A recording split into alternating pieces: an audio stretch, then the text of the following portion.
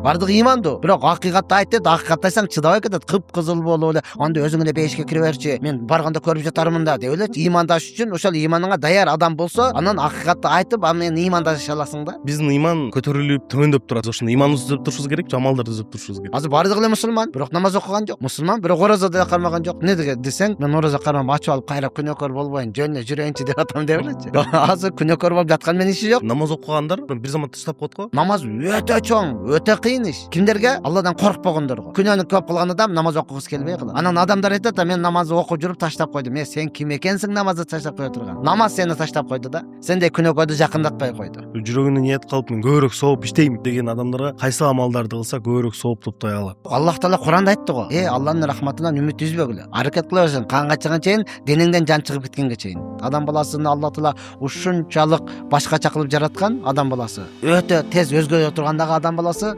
өтө тез бузула тургандагы адам баласы да. Мынчалык өзгөрө турган эч нерсе жок. Ошондон мына Рамазан келди, алхамдулилlah. Өтө чоң мүмкүнчүлүк адам баласы өзгөргөнгө. Allahu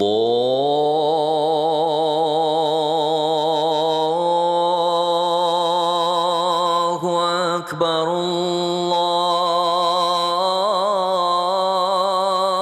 akbar. Саламатсыздар урматтуу катталуучуларыбыз, биздин жаңы чыгарылышыбызга кош келдиңиздер. Эгер тагыраак айтсак, ассаламу алейкум. Баарыңарды ыйык Рамазан айы менен дагы бир жолу куттуктайм. Кармаган орозоңуздар кабыл болсун. Бизде бүгүн дагы иманды күчөтө турган, буюрса пайда алып келе турган подкасттардын бири болмокчу. Анткени бүгүн бизде конокто Бактиярдан балам, менин жердешим, канча жылдан бери мен жок кезинде эле бар болгон устаздардын бири. Бактиярдан бала, кош келдиңиз. Ассаламу алейкум. Ва алейкум ассалам, рахматуллахи ва баракатух. Кушбак болуңуздар. Көргөнгө кубанычтамын. Кандайсыз? Бактиярдан бала менен Меккеде көп сүйлөшүп отуруп калдык эле. Ушу подкаст тартабыз деп ошо ниет коюп койдук. Ниет ишке ашты да. Азыр ушу подкастта отурабыз. Алхамдулилlah, баягы жакшы ниет жарым ырыс дегенде, жакшы ниет эле кыла турган болсок, мына орозонун 3-күндө күндө эле Аллах Таала жолуктуруп, баштадык. Бисмилла. Мен дароо суроодан баштайын. Сиздер барбы, биздин ыйман көтөрүлүп төмөндөп турат депчи. Анан бул чындаппы? Биринчи суроо. Экинчиден, чындап болсо биздин адамдарыбыз ошо амалдарды ыйманга жараша эле биз ошондой ыйманыбызды түзөп турушубуз керек, же амалдарды түзөп турушубуз керек? Баракелде, окубасаң да окугандайдай суроо бересиң го, машалла. Ооба, бул акыйда маселеси болуп калат. Нафсил иман деген сөз бар да. Нафсил иман бул азайбайт дагы, көбөйбөйт дагы. Нафсил иман дегени ла илаха иллаллах Мухаммад расулуллах. Ашхаду ан ла илаха иллаллах ва ашхаду анна Мухаммад абдуху ва расулух.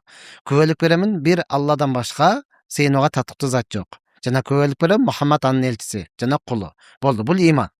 Бул иман, бул азайбайт дагы, көбөйбөйт дагы. Бирок ушул имандын кубаты, күчү, бул азаят дагы, бул көбөйөт дагы.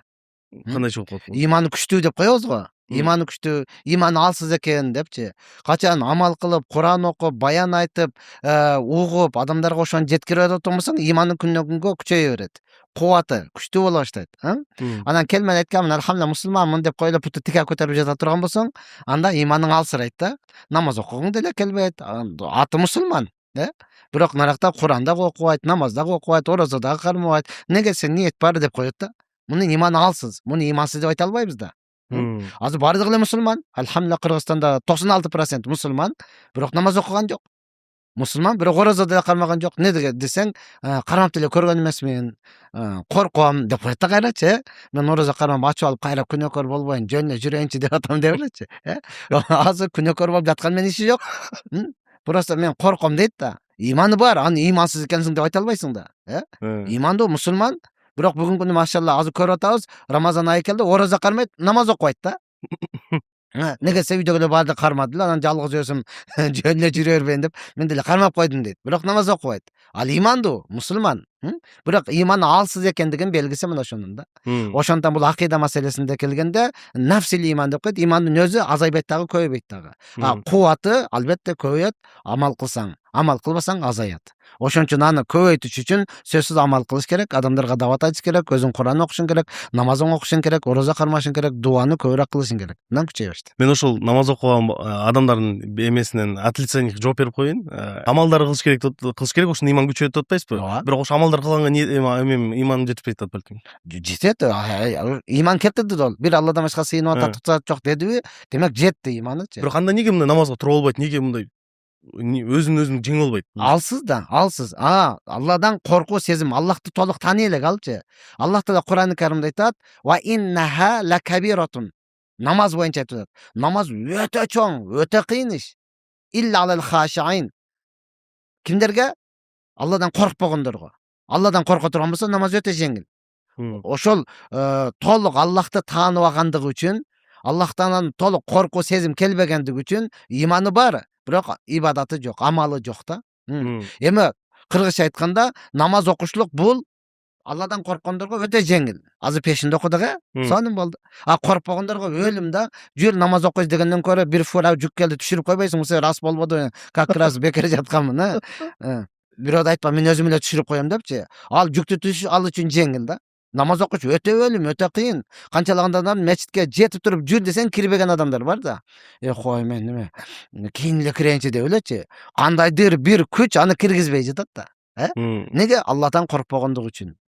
Эгер Аллахтан коркуп, Аллах Тааланы чыныгы жаратуучун тааный турган болсо, анда бул ибадаттарды кылыш өтө жеңил. Ошондо хадисте айтылган сөз бар да: "Мен арифа нафсаху факат арифа раббаху." Ким өзүнө тааный турган болсо, анан Роббусун тааныйт. Өзүнө тааныбаса, ал Роббусун тааныбайт да. Ошондо мен көбүнчө баягы жерге барганда өзүбүз жөнүндө көп айтам да. Аллах Субхана Таала адам баласы ушунчалык красавчик кылып жаратты, эсепсиз, сансыз белектерди берди. Аллах Таала Кур'анда айткан: "Эгер Аллахтын берген белегин эсептесең, эсебине жетпейсиң." Башыңыздагы чачыңызды эсептеп көрдүңүзбү? Бул Аллахтын өтө чоң берген белеги да. Өтө чоң берген белеги. Эгер башыңыздан чачың түшүп калса өлдү да, аппак эле фантамассың. Эч жерде мынтип отура албайсың. Боптур, башыңга чоң экен. Эсептеп көрбөпсүң. Эки кашыгыңды эсептеп көрдүңбү? Кане, бул сулуулук да. Алланын бетине ар кылсын, эки кашың түшүп калат, сонда аппак эле жылансың да. Эч жерде бара албайсың, каяка болсо менен түшүрүп алып жүрөсүң, деп коюпчу. Көтөр, се жок, мага ушул жагат. Келиндерге окшой көтөрүп ал, се жок, мен ушинтип көнүп калгам. Баласы көнүп калгансыңбы? Түсүңдүн сууктугун жашырып атасың да. Мына ушул эле карасаң, ата бабасы айтат, 5 кол барабар эмес дейт. Акката барабар эмес. Мына не дейсиз? Бармак, Ушул эле жок болсо сиздин атыңыз башка болот болчу да. Бар, кол жокту чакыр. Кайсы кол жок? Майып. Кайсы майып? Пистолет. Жөн сүйлөсөң кайсы пистолет? Бармагы жок. Толтур ат менен чакырмак да. Чында эле бул жок болсо майыпсың, бул бирөө эмес, экөө болуп атпайбы? Боптур, булга чоң экисине мына чыпалак, ушул эле жок болсо сен бактылуулукту шыга коет болчусуң да. Кандай бактылуу анан чыпалагы бар экен, бери келсең, неге анын чыпалагы койсоң, точно мен көрдүм. Көргөзсөң, ал деле жөн көргөзө койбойт да. Мына деп элечи. Кое турсаң, жок көзүң тиет, көргөзбөйт болчу. Ушунун өзүгө Алла Таала миллиондогон пайда койгон да. Азыр отурасыз, бир эле пайдасын айтат. Кулагыңызды кычышты, не кыласыз? Сразу ушинтип каласыз да. Мындай кылат, бүттү, Бул жок болсо муну тыккан менен батпайт да бул. Аллах азам, ар бири мүчөң да. Ошону эле билип, инсан тааный турган болсо, ошол заматта Аллах Таалага ибадат кыла баштайт да. Азыр ден соолугубуз таза дагы башка эле проблеманы элестеп жүрөт да. Туу ята тигини бүтүрүш керек. Туу ята тиги жетпей жатат. Тияка барыш керек болчу. Неге? Ден соолугуң таптаза да. Эгер бир жарың оорусо, бүт бардыгына отказ кыласың да. Мындай болуп атат, десе, жөн койчу ошону деп элечи. Кандай жөн койчу, ойлонбойсуңбу сен? Мен араң жүрөм, мага тийишпечи. Неге сен бир жериң ооруп, ошол жерден кармап жүрөсүң да? Ден соолугубуз таптаза болгондугу үчүн анан өзүнчө эле кыйын болуп тигини бүтүрүш керек, тияка жетиш керек. Жок, мен бошой албаймын, бул иштерим көп деп элечи. Ошон үчүн адам баласы, караң, өзүңдү эле бир карап ала турган болсоң, болду, Аллах Субхана Тааланы тааныйсың, ошого ибадат кылганга даярсың да. Мындай сурат, анда намаз окугандар, намаз окуйт го, анча жылдан бери окуп турган, бир заматта таштап коет го, анан ошо ишим болбойт, тиги болбойт, ушинтип жүрө берет. Аларды ошондо иман алсыздап кеткен үчүн ташталабы же? Сөзсүз иман алсыздап кеткендиги үчүн, же болсо күнөөнү көп кылгандыгы үчүн. Күнөөнү көп кылгандыгы үчүн. Намаз бул күнөөдөн тосот да. Качан намаз өзүнүн ордунда, чыныгы намаз болсо. Аллах Кур'анда айткан, намаз ва инна салата танха анил мункар вал фахша.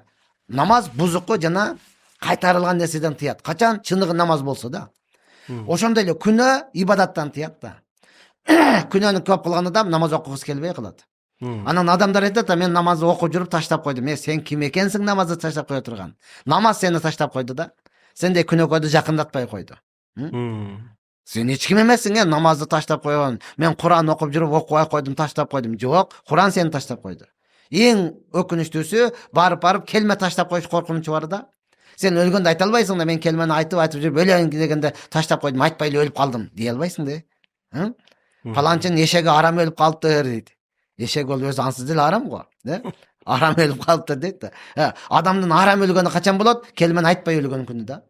Ошон үчүн пайгамбар саллаллаху алейхи айтып атат: "Мен кана ахиру каламихи ла илаха иллаллах дахалал жанна." Кайсыл инсандын акыркы сөзү ла илаха иллаллах болсо, бейишке кирди деди да. Кирсе керек, үмүт кылабыз, жакшы адам болчу, жакшы ниет кылып кое бергиле деген жок. Бейишке кирди. Болду. Ошон үчүн акыры биринчи фарздыбыз дагы ушул, акыркы фарз дагы ушул да. Ошол көп айтыш керек, аны намазды бекем кылыш керек. Мен намазды таштап койдум. Сен ким экенсиң? Эй, сен күнөөкөрсүң, тооба кыл, кечирим сура. Демек анда логика салсак, намазды кайтадан баштап окуш үчүн же кайра эми биринчиден баштап окуш үчүн сен биринчи күнөөлөрдөн алыс болушуң керек. Анан эмне кылыш керек? Өзүңдү мажбурлап, кыйнап биринчи кадамга барсаң, дальше ал өзү эме кылып туруп кетет. Ошондойбу? Сөзсүз. Сен тооба кылышың керек. Кетирген катасың үчүн тооба кылың, кечирим сурашың керек.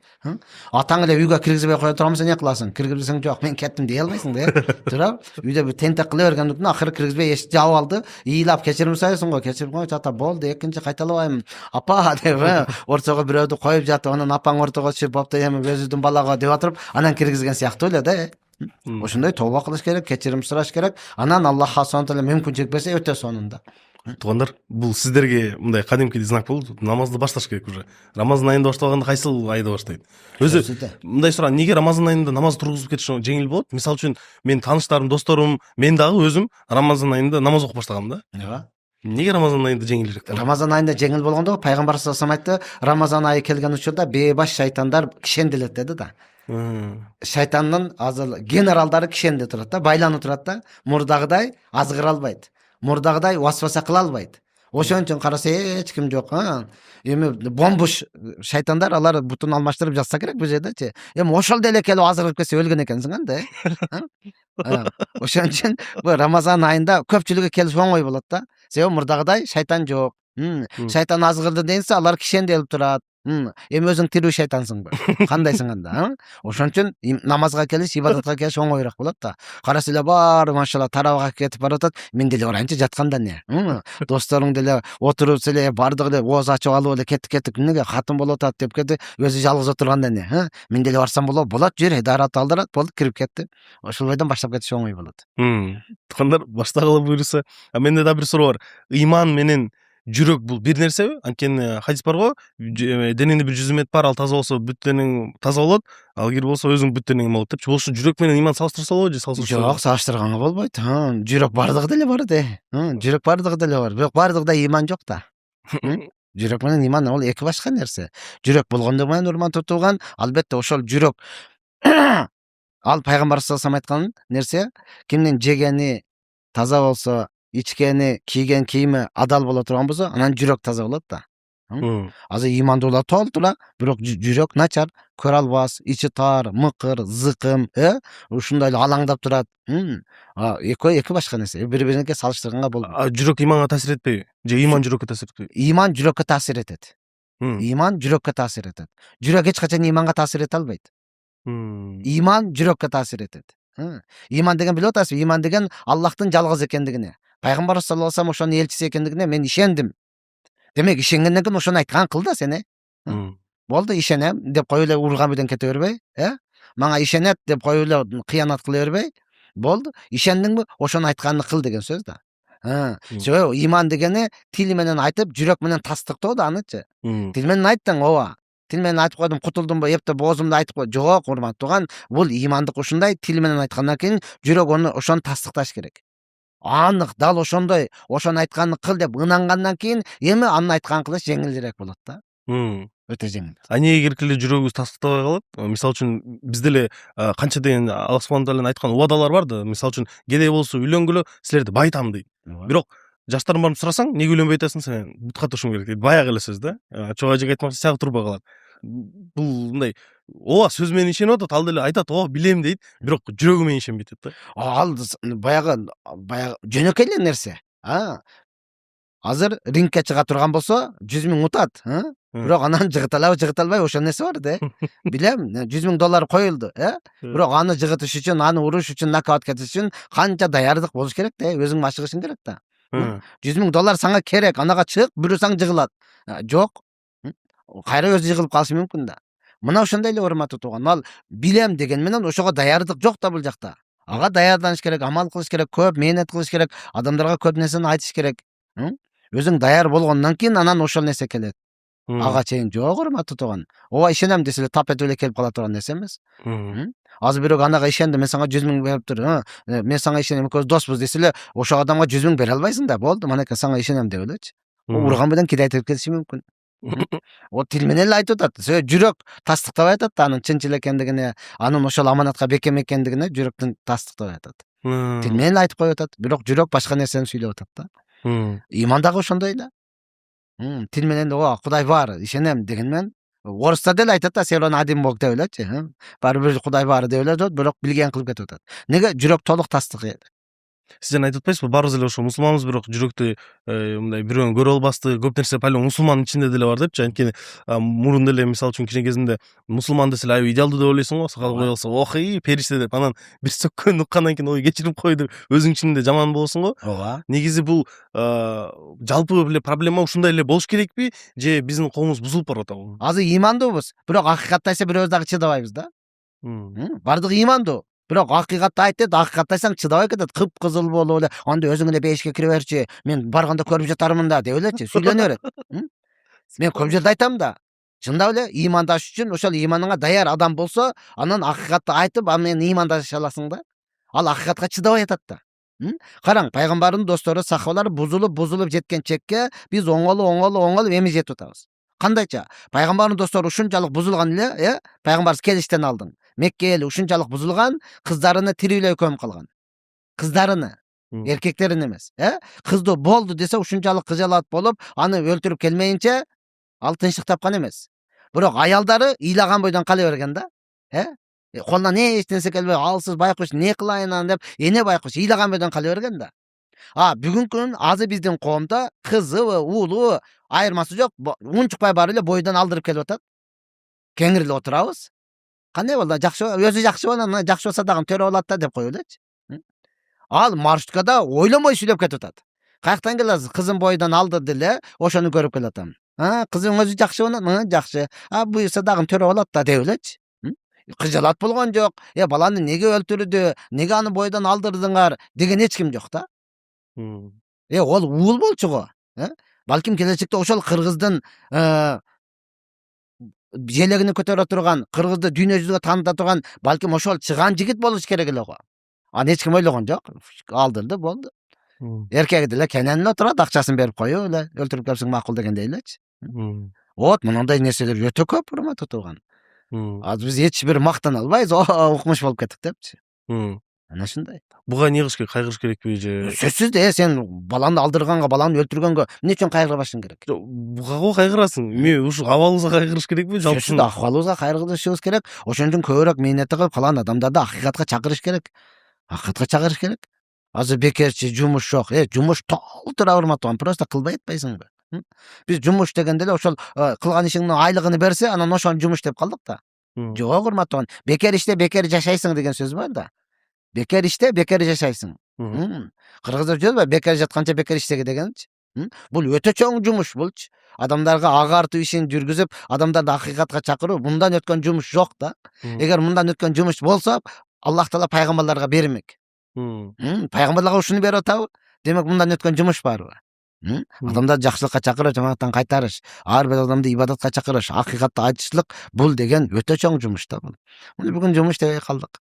Кол бошосо, сезон бүссө, орозо келсе, майли барса барып келейин. 3 күнгө чыгып келдим. Кандай экенсе, бир табат экинчи даватка окшобойт экен деп адат эле болуп калды да.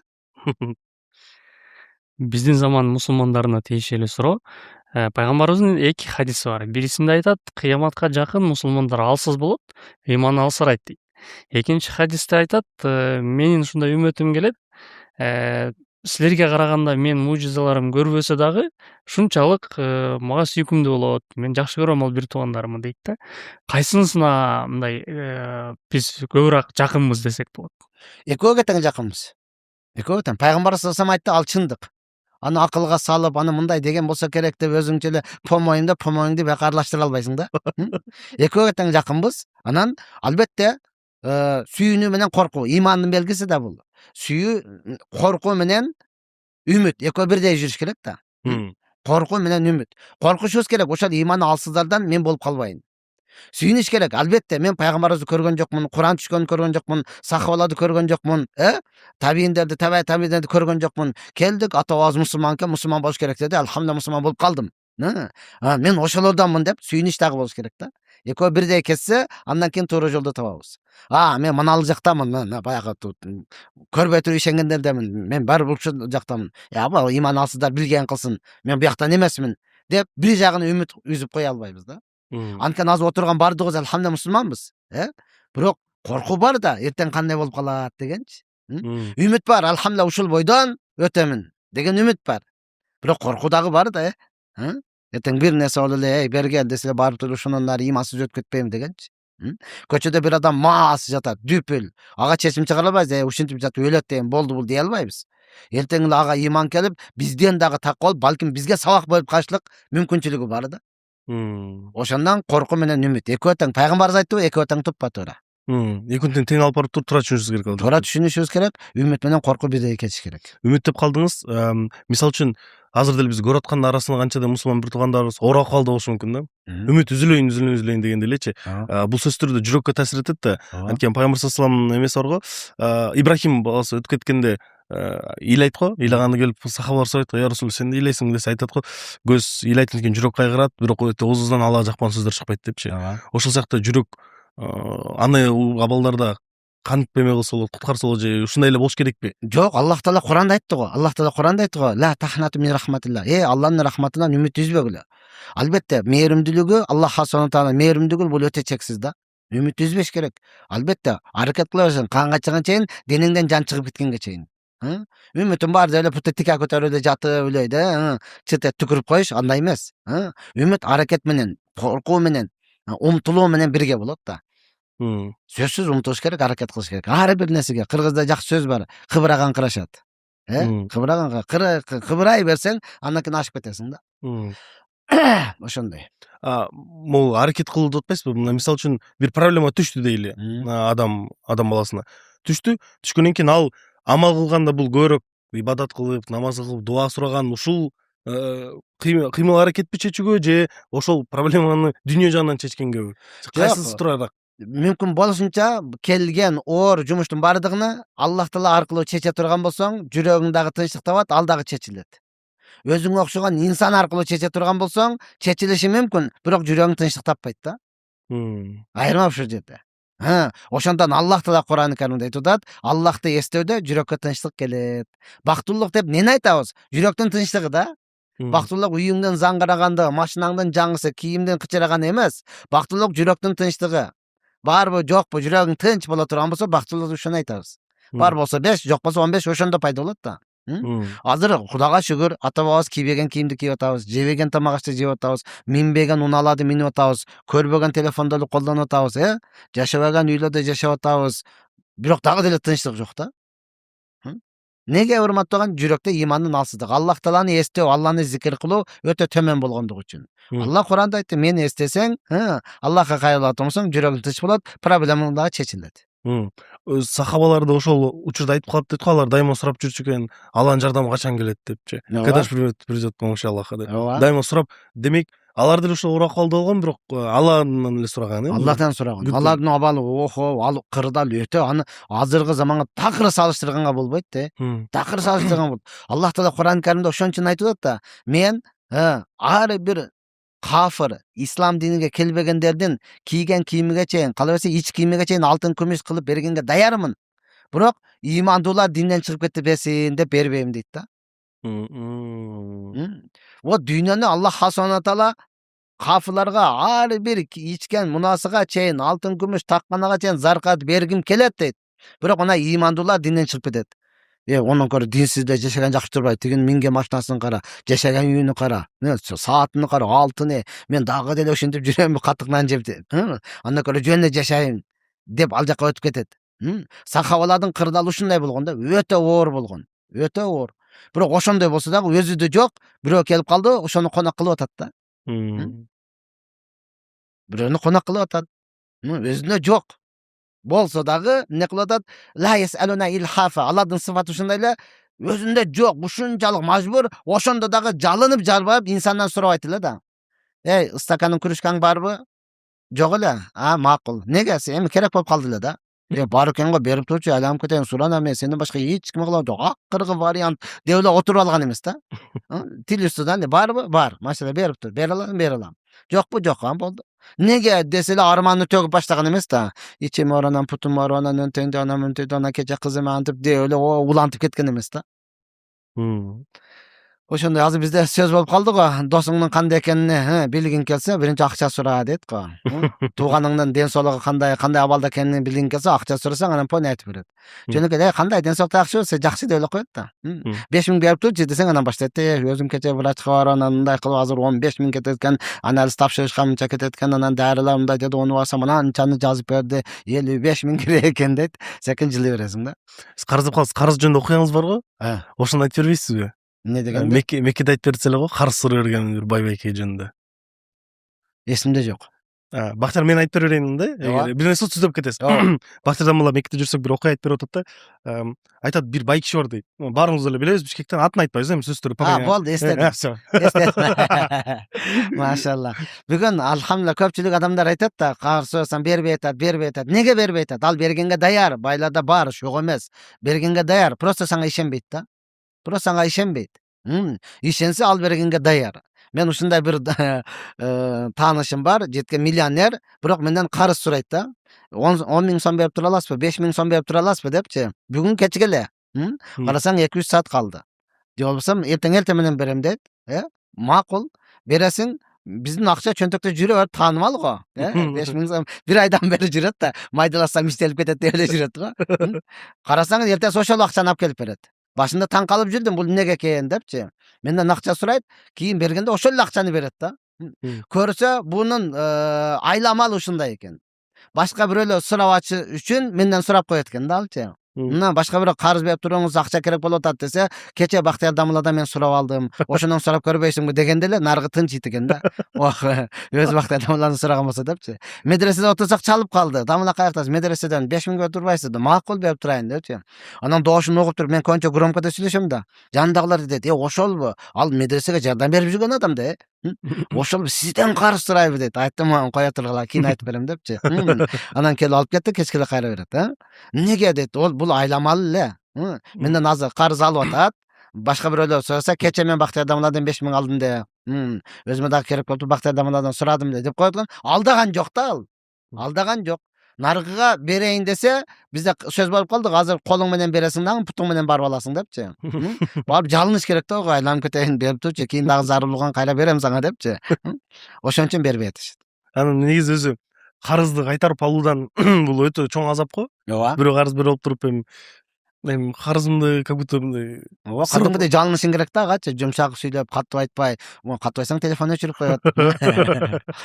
Жумшак, алып алгыча сүйлөп турушуң керек, алгандан кийин не кылсаң өзүң билесиң да. Менде Рамазан айынын башындагы мындай талаш тартыш тууралуу суроо бар. Бирисинде көпчүлүк мусулмандар кыжалат болот. Эмнеге мусулмандар ушинтип фитна жаратып, ызылдашып, анан бирөөсү айды кара десе, бирөөсү мончо датада коюп койгон деп, мисалы үчүн кичине ызычы болбодубу? Ооба. Бирок мен чубак ажынын дагы маселесин уккам. Мусулмандар ушинтип талашып тартышып атса, Рамазандын башталышы боюнча, бул жакшы нерсе. Демек бул үммөт тирүү экен. Мындай шариатка тиешелүү маселеде талаш тартыш болуп атканы бул жакшы нерсе деп айткан да. Ошонусунда кайсы жагына болуп кетебиз? Ооба, ихтилафул аимма рахматун деген үммөттүн өзү деги эле алымдардан талашып тартышуусу бул Аллахтын рахматы. Аллахтын рахматы. Бирок баары акыйкатты айтыш керек да. Пайгамбар саллаллаху алейхи айткан, айды көрүп ачкыла, айды көрүп оозуңарды жапкыла деген да. Айла көрүнгөн болсо болду. Ооба, ошол эле учурда анан бизде талашып тартышканда көпчүлүгү баягы көшөгөн аркасында диванда жаткандары да. Раматылык чубак ажы устазыбыз тирүү кезинде Рамазан айы 29 күн болуп калган. Ошо 30 күн болсо 31 августка туура келет экен. 29 күн болгондо ошондо бир күн алдың же кийин болот экен да 31 августтанчы. Ал айды көтүп ачты деген дагы не кылган? 29 күн болду деген дүйнө дүңгүрөйт да тим элечи. Укмуш мына чубаңар не кылып салды. Ушул убакка чейин ата баба 29 түн тутуп келген, 30 күн тутуп келген. Сен эле ушул келгенде 29 кылды. Сен 31 кыла турган болсо, неме 30 күн кыла турган болсо 31-августка келет. Бул деген деп эле ызы чуу да. Анан ушунчалык күйүп атат окшойт деп, анан сиз канча күн кармадыңыз эле десем, мен го өзү орозо кармабайм дейт го. Ошо эң эле аянычтуусу ушул да, орозо кармабайт, иши деле жок, ай көрүндү неге кармабайсыңар деп урушат да. Кармаган эмес, мен кармабайм дейт. Анан неге 30 күн силер кармабайсыңар? Сага баары бир эмеспи деген келет да. Анан чынында эле урматтуу турган аалым, уламалардын бул талаштыгы бул Аллахтын рахматы. Анан жөнөкөй адам, карапайым адамдар баш ийиш керек, сөзсүз ошол. Бирок акыйкат баары айды каякта эле көргөн болсо, ай көрүлдү деп кабар бериле турган болсо, аны кармай бериш керек. Бүгүнкү күнү бардык аспаптары даяр, телефондон, WhatsApp'тан дүйнө жүзү менен байлансаң болот, айды көрдүк, бисмилла дей турган болсо эле, ушул кармап кете бериш керек өзү. Өзү негизи дагы сол маселени баштап берип кетесизби? Негизинен биздин ошол карындаштарыбыз, эжелерибиз оронгон болсо, аларды оронбогондор бир нерсе сүйлөп, буну сага мындай кылса болот, тинтсе болбойт. Сакалчан бир узун байкебизди көрсөк, көчөдө атып барып бир нерсе тура эмес кылып койсо, сен сакалың бар, не кылып атасың дейт. Өзүң карасаң, өзүнүн эчтекеси жок да. Бул маселе бул мусулмандарга берилген сынообу же адамдардын түшүнбөстүгү, буну кантип кабыл алса болот? Бул мусулмандарга берилген сыноо. Бул мусулмандарга берилген сыноо. Сыноо дагы болуш керек да. Түз эле бейишке фу эле кирип кете албайсың да. Пайгамбардын өзүгө канча оор сыноо берилип атат да. Пайгамбарыбызды жинди деди, ырчысың деди, бакшысың деди, көз ачык деди, жетим деди. Бардыгына туруштук бергенден кийин акыры өлтүрөбүз деди да. Башка эч бир сөзгө таасирленбей койду. Өлтүрөбүз деди. Пайгамбарыбыз намазга башын койгондо, саждада турганда тазаланбаган төөнүн ичек жабагын алып келип таштады. Бизге андай боло элек да. Андай болсо сразу динден чыгып кетесиң го. Болду, мен бүгүнкүн окубайм депчи.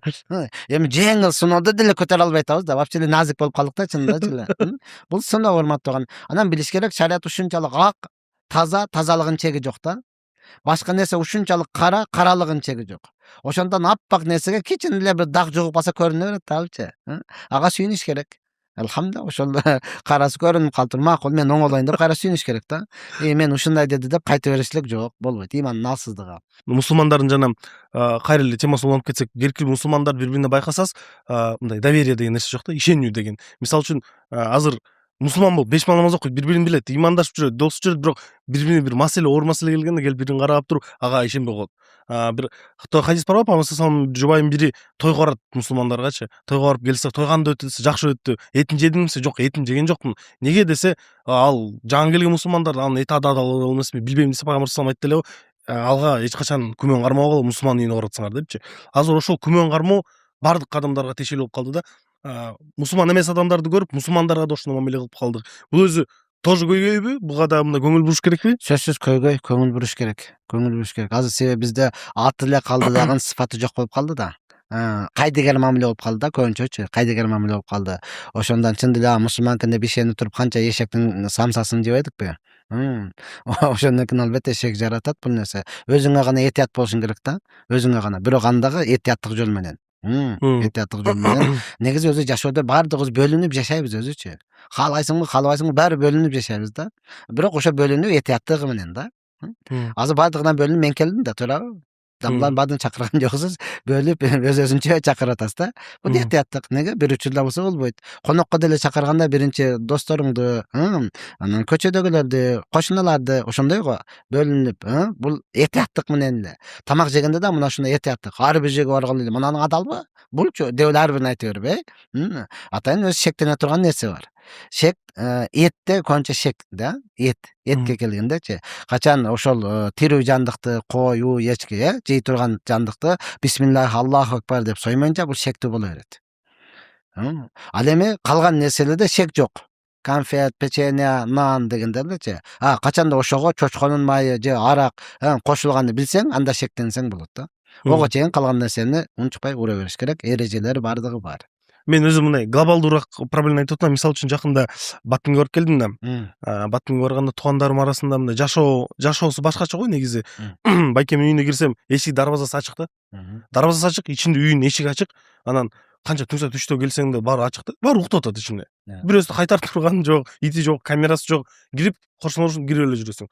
Кайсы тууганыңа барбасаң ушинтип эле жүрө бересиң да. Эшиктер ачык. Туугандардын бири-бирине болгон, точнее туугандардын соседтердин ошол жашагандар бири-бирине болгон ушундай эмеси да, ишеничи. Мисалы үчүн биз азыр үйгө барсак, биздин үйүбүздө камера бар. Камера тышкары бийик дарбазаларыбыз бар. Бийик дарбазанын ичинде үйүбүздүн ичи култанган. Култанганга макул аз келгенсип, ушул айнектерибизге жана темир эмелерди илип коебуз да. Илип койгон эки үйдүн ичине да камера коюп коебуз да. Чтоб на всякий случай анын баардын өтсө, үйдөн да көрүп калалы деп. Бул туура эле нерсеби? Биз азыр заман кооптуу болуп барып атат деп ушундай шарттар кылганбы же биз слишком эме болуп кеттикпи? Ушул адамдарга ишенбей ушундай коруп баштадык. Жок, туура эле нерсе. Ар бир чөйрөнүн, ар бир жердин өзүнүн чөйрөсү бар да. Айылга бул жерде салыштырганга такыр болбойт. Айылда бизде жакшы сөз барго, ууру алыстан келбейт дегенчи. Уурусу ошол эле болот да. Ал жерде мисалы бир айылда баардыгы бири-бириге ишенет, бул ачык-чачык эле, кенен эле. Азыр шаарда деген көп тармактуу эл да. Көп тармактуу, кимисиге ишенесиң? Кыргызда жакшы сөз бар, өзүңө бекем бол, кошунаңды ууру тутпа дегенчи. Шаарда жашаганда өзүңө бекем болушуң керек, кошунаны ууру тутпаш керек. Алыстан келбейт, ушу кошун эле уруп кетти дебей, ошон үчүн жабып баардыгына. Пайгамбар саллаллаху алейхи вассалам айтканда, төөңдү байлап туруп анан Аллахка табакел кыл депчи. Төөң канасы коюп койдум, Аллахка табакел. Азыр машинаны деле токтоткондо, атайын өзүң токтото турган ордуга коюп туруп, анан табакел кылабыз да. Жолун байга коюп эле табакел кылсаң көтөрүп кетет. Мына ошондой эле. Шаарда жашаганда өзүнүн тартиби бар. Албетте бул шариатка ылайыктуу эле нерсе. Себеби айылдарда ол сиз айткандай мечит, үйлөр ачык эле, кенен жатасың, келип тура элексиңби деп кошунан келип ойготуп, тургузуп, жата берет экенсиң да деп элечи. Шаарда андай эмес. Шаарда андай эмес, урматтуу тууган. Шаардын өзүнүн тартиби бар, себеби бул жерде көп тармактуу эл. Ар кошкон эл. Бул жерде этияттыкты сөзсүз кармашың керек. Бунун шариатка деги эле иманга эч кандай карашылыгы жок. Бизде акыркы учурларда мусулмандарда үлгү тутуу маселеси пайгамбарды эмес, мисалы жылдыздарды үлгү тутуп калышты. Анан ошол эле кезде жылдыздардын кээ бирлери жолугун кийип, кайра чечип салса же сакалын коюп туруп кайра алып салса, мындай кадимкидей кыжаалатчылык пайда болуп, аны комментарий жазып, обсуждать этиштин кажети барбы же ошону үлгү тутуш кажети барбы? Жок, ол машалла. Үлгү албетте негизден динге калганда пайгамбар саллаллаху алейхи вассалам анын достору да, сахабалары да. Албетте калган инсанияттын жакшы жагын алсаңыз болот, жаман жагын жок. Унчукпай эле коюш керек да. Жаман жагын. Жакшы жагын ар бир жагын алса болот. Сөз кайга кетти, ал баардыгыбыз көрүп турабыз го, биз заманда жашап атабыз, урматтуу тууган. Анан жылдыз дегенде эле биздикилер баягы эмне болуп калды? Жылдыз деле бир кандай десем, коррупция сыяктуу эле болуп калды да. Өзүчү жылдыз болуш үчүн ал адам бизге акыйкатты көрсөтө турган адам болуш керек. Эмненин негизинде? Куран хадистин негизинде.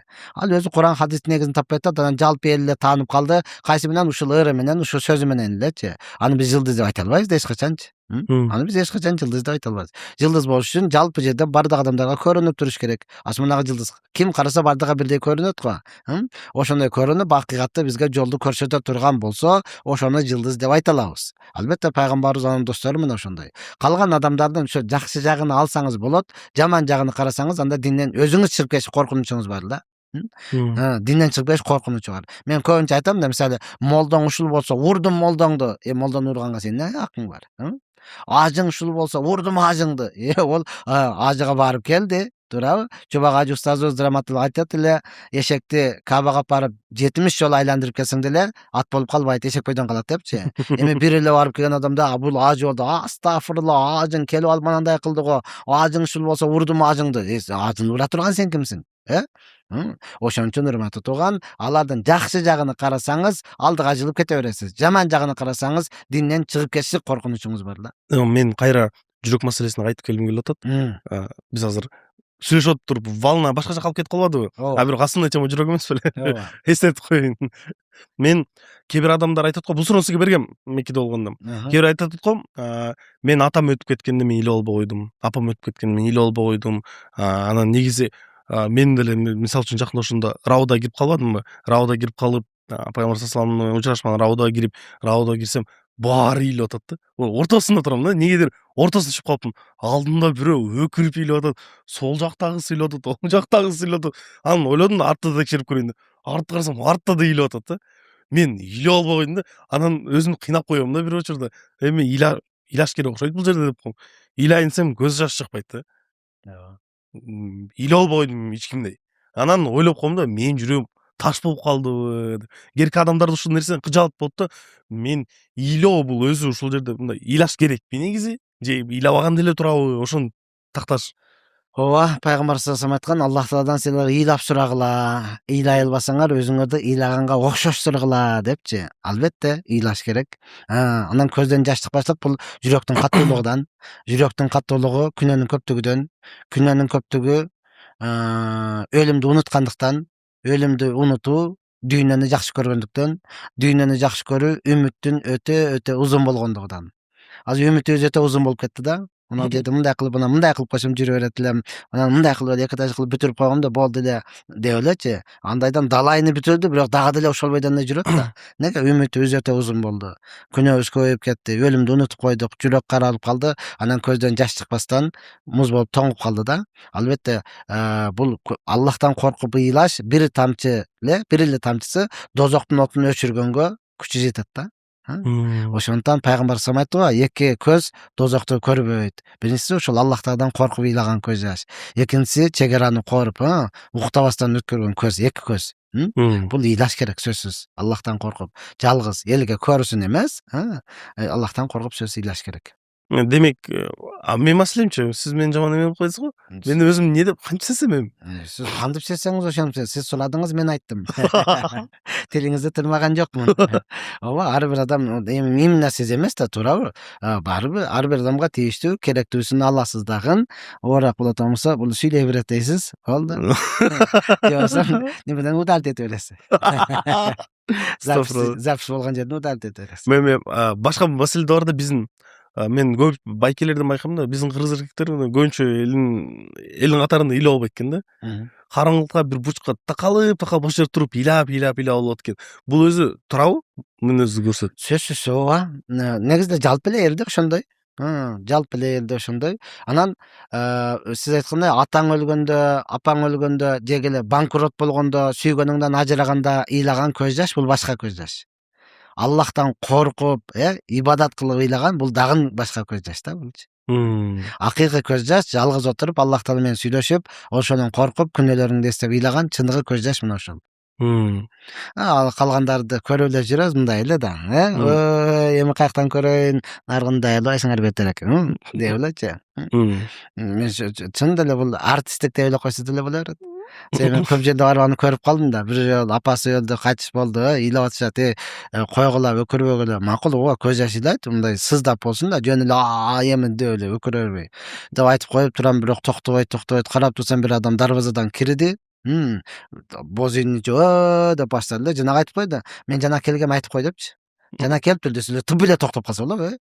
Жана келген болсо эмне болуптур? Сен адамга ыйлап атасыңбы же келген адамга ыйлап атасыңбы сенчи? Анан кой, анан таасир бербейт экен, анан туруп кеткенге туура келди, кетип калды, болду. Жөн өзүм кыйнабайын депчи. Биз ошондой экен да. Ал өлгөн адамга ыйлаган жок, келген адамдарга ыйлап атат да. Бирок биздин улуу муундагы аталарыбыз, апаларыбыз айтып калат го, кыргызда эзелтеден кошок кошкон, анан ал бул депчи. Негизи кошок кошкон шариятка каршы келбейби? Кошок кошкон шариятка каршы керек. Каршы келет. Түздөн түз. Бизде улуу муундагы өздөрү деле чындыкты билбейт алчы.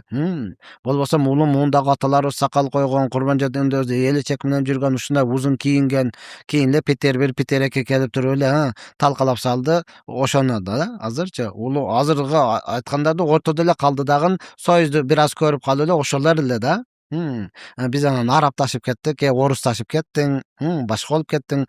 Анысы менен иши жок эле, анандай улуу муун деп кимди айтып атасың? Болбосо карасак эле ошол эле Бакай аталарыбыз, Курман жандатка энелерибиз, Манас аталарыбыз бүт бардыгы сакалдуу, бүт бардыгы эле узун кийинген, тебетейчен, апаларыбызды карасак узун кийинген, бүт эски сүрөттөрүнү карасаң ошондой эле да. Анан келип эле алар улуу муун деп кайсыны айтып атат, түшүнбөйсүң да алардычы. Мыналар мындай экен го десең, ооба эми ал доор өттү да деп эле кайра элечи. Өзүнүн заманасын эле айтып аткан болот да. Кошок кошкон эмес. Албетте урматтаган ошол учурда деле динсиздер болгон. Эми ошол учурдагы кээ бирөө кошок кошуп койгон болсо, ошону алып эле азыр айтып атат да. Ошондуктан эң негизгиси кантсе дагы динге келиш керек дагы кошо кошконду тыйыш керек ал нерсени. Албетте ыйлаган адам жана айткандай жүрөк сыздайт, көз ыйлайт, бирок тил шариатка каршы нерсени айта албайт. Ой, тоо менен асманы менен жери менен деп эле жок нерсени айта бербестен, ооба. Анда деле ал кошо кошкон адам өзүнүн жакын тууганы болсо түшүнөсүң да, сыздап атат дейми депчи. Жок, башка эле бирөөдө акчага алып келип коюп койгон, ал укмуш. Өткөндө Эшмәткә даганы келип туруп эле ботко гүлгө деле ошону кошокту кошуп атат да, атын эле алмаштырып койгон. Аны өзүнүн жакын тууганы болсо, баласы, кызы болсо, айлана байкуш жалгыз бала экен деп бир аз түшүнөйүн десең болот да. Башка эле бир артист алып келип койгон, ошол кошоп атат, бүткөндөн кийин эсептешип акчаны бер. Мен мынанча саат кылдым. Анын эмнеси керек аны? Мен көз жаш боюнча уланткым келип атат өзүм. Научный исследованиялар дейбизби, көп психологдор да айтып калат, мен дүйнө жагынан айтып атам да. Сезимталдык ар бир адамга ар кандай берилген депчи. Мисалы үчүн дайыма досторубуздун арабызда жүргөндө деле билебиз го, бир досубуз өтө мындай таасирленип бир нерсе көрсө аябай таасирленип, деле кетип калат. Бирөөсү болсо эчтеке таасирленбейт, таштай эле турат. Ушундай анан ушул сезимталдык акырынан ушул көз жаш ыйлаганга таасир этеби же сезимталдык алмашып турабы? Же ал жараткан Алла бизге ар кимге ар кандай сезимталдык бердиби? Же сезимталдык нерсе бул өзү ушундай алмашып турат турган нерсе? Алмаша турган нерсе. Сезимталдык алмаша турган нерсе. Башында мисалы мен деле жаназага барды дегенче өзүмдү токтото алчу эмесмин да. Жаназага барды дегенде эле эртең мен деле ошондой депчи. Барды өзүмдү токтото алчу эмесмин. Кийин анан өзүм имам болуп коюп, өзүң карма бир аз, сен деле эртең өлөсүң. Сен азыр мынтип көз жашың төгүп эле атамсың, аяктагылар эмне болот? Өзүңдү кармагандан кийин бир аз токтото билгенден кийин гана андан кийин куду башка бирөөлөргө куду мерездей көрүнөсүң. Эч нерсе болбойт, баардыгыбыз өлөбүз. Тынчтын, кыйкырба, бакырба, өзүңдү карма. Сенин атаң өлүп аттып эле, сенин энең өлүп аттып эле. Болуп бейиште көрөбүз, бейиште жулат, түшүнү кара жаркырап турат. Сен эми ушуну кайра каратайын дейсиңби? Болду, өзүңдү карма деп аны туруктуу кылып койсуң дагы өзүң наракка барып каалаганча ыйлап келесиң да. Алмашат, сезимталдык алмашат. Азыркыга чейин ушинтип турасызбы? Ооба. Алмаша турган нерсе. Мисалы кээде ошондой да, мен үйдө эң кичинесимин. Атам кайтыш болду, энем кайтыш болду, бир тууган агам кайтыш болду. Анан мен эң кичинесимин, бирок имаммын. Эми мен деле нөшөрлүү боло турган болсом, наргылар каяка барат? Алар вообще өзүн жоготуп койбойбу? Анан ошол учурда белди байлаганга туура келет. Белди бекем байлап туруп, болду, унчуп кал. Карма, Куранды карма колуңа. Теспени карма, тарт мынаны. Неге ыйлап атасың? Түбөлүккө ажыраган жоксуң го. Болду, бейиште жолугабыз. Өзүң карма дейсиң, ушундай экен деп кармап турат. Аны сооротуп коесуң да, өзүң наракка барып туруп, болушунча өкүрүп ыйлап алсаң, озондоп ыйлап алсаң, өкүр десе дагы не айтат анан, өкүрбө дедилер депчи. Өзүңчө жалгыз барасың дагы, бүтүндөй бугуңду чыгарып аласың, жеңил болуп каласың, кайра келесиң. Ушу байланыштуу суроо бергим келип атат. Сиздин жашооңузда эң оор сыноо кайсы болду эле? Бул же мындай жеке суроо болуп калат экен, бирок таасирдүү го бизге. Негизден мен ортончо агам болчу, Арыпбай деп, Арыпбай. Экөөбүз окшош болчук. Ал аскерге кеткенде мен аны кийимдерин кийип алсам, энем деле билбей калчу. Балам келдиңби деп элечи. Сенсиңби деп эле кайра. Анан тең туштар деле анын. Экөөбүз окшош болчу, экөөбүздүн мамилебиз дагы бир туугандын арасында дагы ар кандай го. Ушунчалык жакшы болчу. Анан ал деле мага окшошту дагы, мен досторумдун ашы ташын эле деле бактыяр деп кала берчү анычы. Бир күн чуркап келип калды, дагы велосипед, айылда ошондой го. Велосипедти бар, мына Токтобай досуңа апарып бер, үйдө жок экен, Айшенеңден сурап кеттим дедим да. Айшене велосипед берип турса, макул, Бактыяр алып бер. Чай ичип кетпейсиңби? Азыр велосипед алып келгенде чай ичем дедим. Даярдап коюң деп кетип калганмын деди. Сен бар дагы кирип чайын ичип, жакшы барып келдим деп айтып кой. Уят болуп калбайлы деди да. Ал ушунчалык деңгээлде окшоштугубуз бар эле да. Анан тойдо жүрөбүз, досум экөөбүз чуркап анан мен бир жакка кетип калдым беле, ал тиякта турса, досум барып эле ошону сөгө берипти. Энең дагы кытышып жөнөп отурбайсың деп элечи. Анан бизде Аяшаба деп коет го. Не болду Аяшка? Кечиресиз Аяшаба, сиз беле мен Бактыяр экен дептим депчи. Ошол агам кайтыш болгондо чынында эле өтө каттуу удар болду. Анан чынында эле ал баардыгыбыз үчүн ушунчалык жакшы адам эле да. Үй бүлөдө баардыгыбыз өзгөчө болчу алчы. Туугандар үчүн деле өзгөчө болчу. Анан чынында эле мен анан өзүмдү кармап бул жака келип, сабактарды берип, баяндарды берип, элге айтып өзүмдү кармап кеттим. Бирок бир туугандар чынын айтканда баягы стресске кирип кеттим да. Анан энем айтып калды, аналарың болбой калды, чото бир карабасаң болбойт депчи. Анан Бишкектен барган бойдон бардым дагы, аларды машинага жүктөп алып, степага машинама алып келип, Бишкекте анан бир катар алып жүрүп, аларды стресстен чыгарып, бир аз ибадатка салганга мүмкүнчүлүк болду да. Мага чын деле ошол катуу болду. Ата энем деле чын деле анчалык болгон эмесмин. Бирок ошо бир тууганыбызды жоготконубузда баягы кокустук болду дейбизби, чын деле ооруп жүргөн айткан эмес да. Айткан эмес, айылда да. Анан жеңем чалып калды. Чото Авдесте дейбиз го, таарат көтөргөн кумган. Ошондо деле көтөрө албай калды деди да. Коюңчу десем ошондой дейт. Сразу самолетко билетти алдым. Чалдым, билет алып койдум, самолеттон учуп келиңиз депчи. Келсе чынын деле өтө оор абал болуп калган экен да.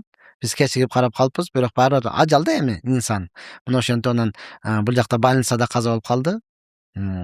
Больницадан анан алып чыгып айылга алып кеттим да. Мына ошо жеткенче өзүм алып кеттим да жанымда. Жеткенче эми сыздап бир аз неме болду. Сыноо ошол болду да, ооракчы. Жашооңуз деңизсиң. Ооба. Жараткан мана ошо сыноо эле койсун. Амин, амин. Ооба, калган сыноолор эми баягы инсандын башында боло турган нерселер да аларчы. Өзү мен кирги жерден комментарийлерди окуп калгам да, окуп калганда сиздин видеолоруңуздун астында чана дайыма жазып кетет да. Бакшар Дамбул эң эркек Дамбул дейт да. Эңдей бир нерсе болсо эч качан кайгырбайт, күлбөйт. Мисалы үчүн бул суроолор көп адамдар көрүп коебуз, берсе мындай ыйлап кетет же башкача айтып сиз күлүп айтып атасыз да. Өзү негизи бул тоже күчпү? Оорго күлүп тоскон же бул мусулман ушундай болуш керекпи? Же бул адамдын эмеси ушундайбы? Жок, акындардын сөзү бар да. Күлүп жүрсөм сен бактылуу дебегин, мен кайгыны күлкү менен жеңемин депчи. Ооба. Кайгыларды албетте күлкү менен неме кылып койсоң, тышкы көрүнүшү ошол да. Мен адамдарга көп айтам да. Азыр бир жакшы нерсени айтса, күлөсүң да. Мисалы, мына ушул анекдот көп айтам. 3 адам отуруп алып, сөздөн сөз чыккандан кийин үчөө талашып калыптыр. Дүйнөдө эмне күлүк дегенчи. Бири профессор. Неме? Философ бирөөсүчү, философ. Экинчиси электрик, светти караган. Үчүнчүсү врач, жөнөкөй адамдар эмес. Отуруп алып, сөздөн сөз чыгып туруп, дүйнөдө эмне күлүк деген талаш болуп калыптыр да. Дүйнөдө эмне күлүк? Иә. Билесиң. Ой күлүк деп, дүйнөдө ой. Философ ошону айтып атканда, дүйнөдө эң күлүк ой. Кана десе мына оюң менен аны бүтүрдүң, муну бүтүрдүң се. Электр күлөт экенде, койчу, чоң эле адамсың. Мындай жаш баланын ойнойну. Дүйнөдө эң күлүгү свет күлүк. Мына бассаң өчөт, бассаң эле күйөт. Мага десе паланча километрге барыптыр. Эң күлүгү свет. Десе врач деле өзүнүкүн бергиси келбейт экен. Жок, дүйнөдө эң күлүгү ичип өткөн адам күлүк дейт экен да. Ичип өткөндө ол ой, свет бет кызыктырбайт, урган бойдон кетесиң депчи. Азыр ушуну айттым, күлдүңүз да. Ушуну эки жолу кайталасам, жылмайып эле коесуз, Үчүнчү жолу кайталасам, уже крышадан кетти дейсиз да. Кассета чайнап калды дейсиң да. Жакшы сөз айтсаң адам баласы, бир жолу айт угат, эки жолу мындай эле, үчүнчү жолу уккусу келбейт да. Үчүнчү жолдо уже уккусу келбейт да. Эми сенин проблемаңды, сенин кайгыңды ким уккусу келет, Сенин кайгың, ол өзү араң жүрсө, Ана сенин проблемаң, сенин кайгың ким уккусу келе турат турган.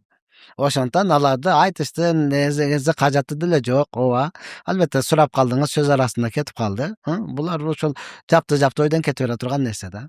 Сиз эми айтып атасыз, сен бул канча жылдан бери балким практика, бирок баары деле дарбандуу болуп кете албайт да. Сөзсүз болуп кете албайт. Бирок адам баласы, мен болуп кете албайм да, мен калдым да, мен ушундай да, биз эми ушинтип калдык да дебей, адам баласы адам болгондон кийин машалла умтулуш керек да, ар бир нерсегечи. Аракет кыла бере турган болсо, атайын ошол бизден кийингилерге гана, эми чоңдорго эч нерсе дей албайбыз да. Кийингилерге гана кичине сабак болсун деп эле атайын ошон үчүн келип, убакыт бөлүп ушул жерде турабыз го. Баарыбызга жараткан ушул күлүп көйгөйлөрдү жеңгенге насип этсин. Амин. Мындай Рамазан айында как раз өзүң тренировка кыласың да, баарына тыйганга, анан как раз ушу күлүп, канча курсаң ачып, суу сабап отурбасаң андай күлүп күтүп тосуп турган, ол ифтар кылып койгонго. Анан мен бир жерден угуп калдым, Куранда оорулуу жүрөк деген термин бар экен депчи. Ушундай чынбы? Оорулуу жүрөк деген термин. Фи кулубихим зайгун. Алардын жүрөктөрүндө оорукчан, бар. Бул кантип түшүнсөк болот? Оорулуу жүрөк деген. Оорулуу жүрөк дегени жүрөгүндө бир кыйшыктык, оорулуу бар. Ошондон миң акыйкатты айтсаң дагы ичиден кыйшыгын таап тура берет да. Миң акыкатты аны көрсөтүп койсоң деле, эми ушинтип неме кылып болуп калды да деп элечи. Булар ошол Курандан кемчилик издеген, динден кемчилик, акыйкаттан кемчилик издеген адамдар, оорулуу жүрөк. Булар оорулуу жүрөкмөн төрөлөбү же ошондой болуп калышы мүмкүнбү? Ошондой болуп калган, төрөлбөйт. Аллахтан тарбиялаганда ошондой тарбия көрүп калган да. Тарбияганда ошондой тарбия көрүп калган. Анан бул ошол кичинесиден адал жеген эмес. Арам менен чоңойгон, балким зынадан төрөлгөн, мына ушундай да.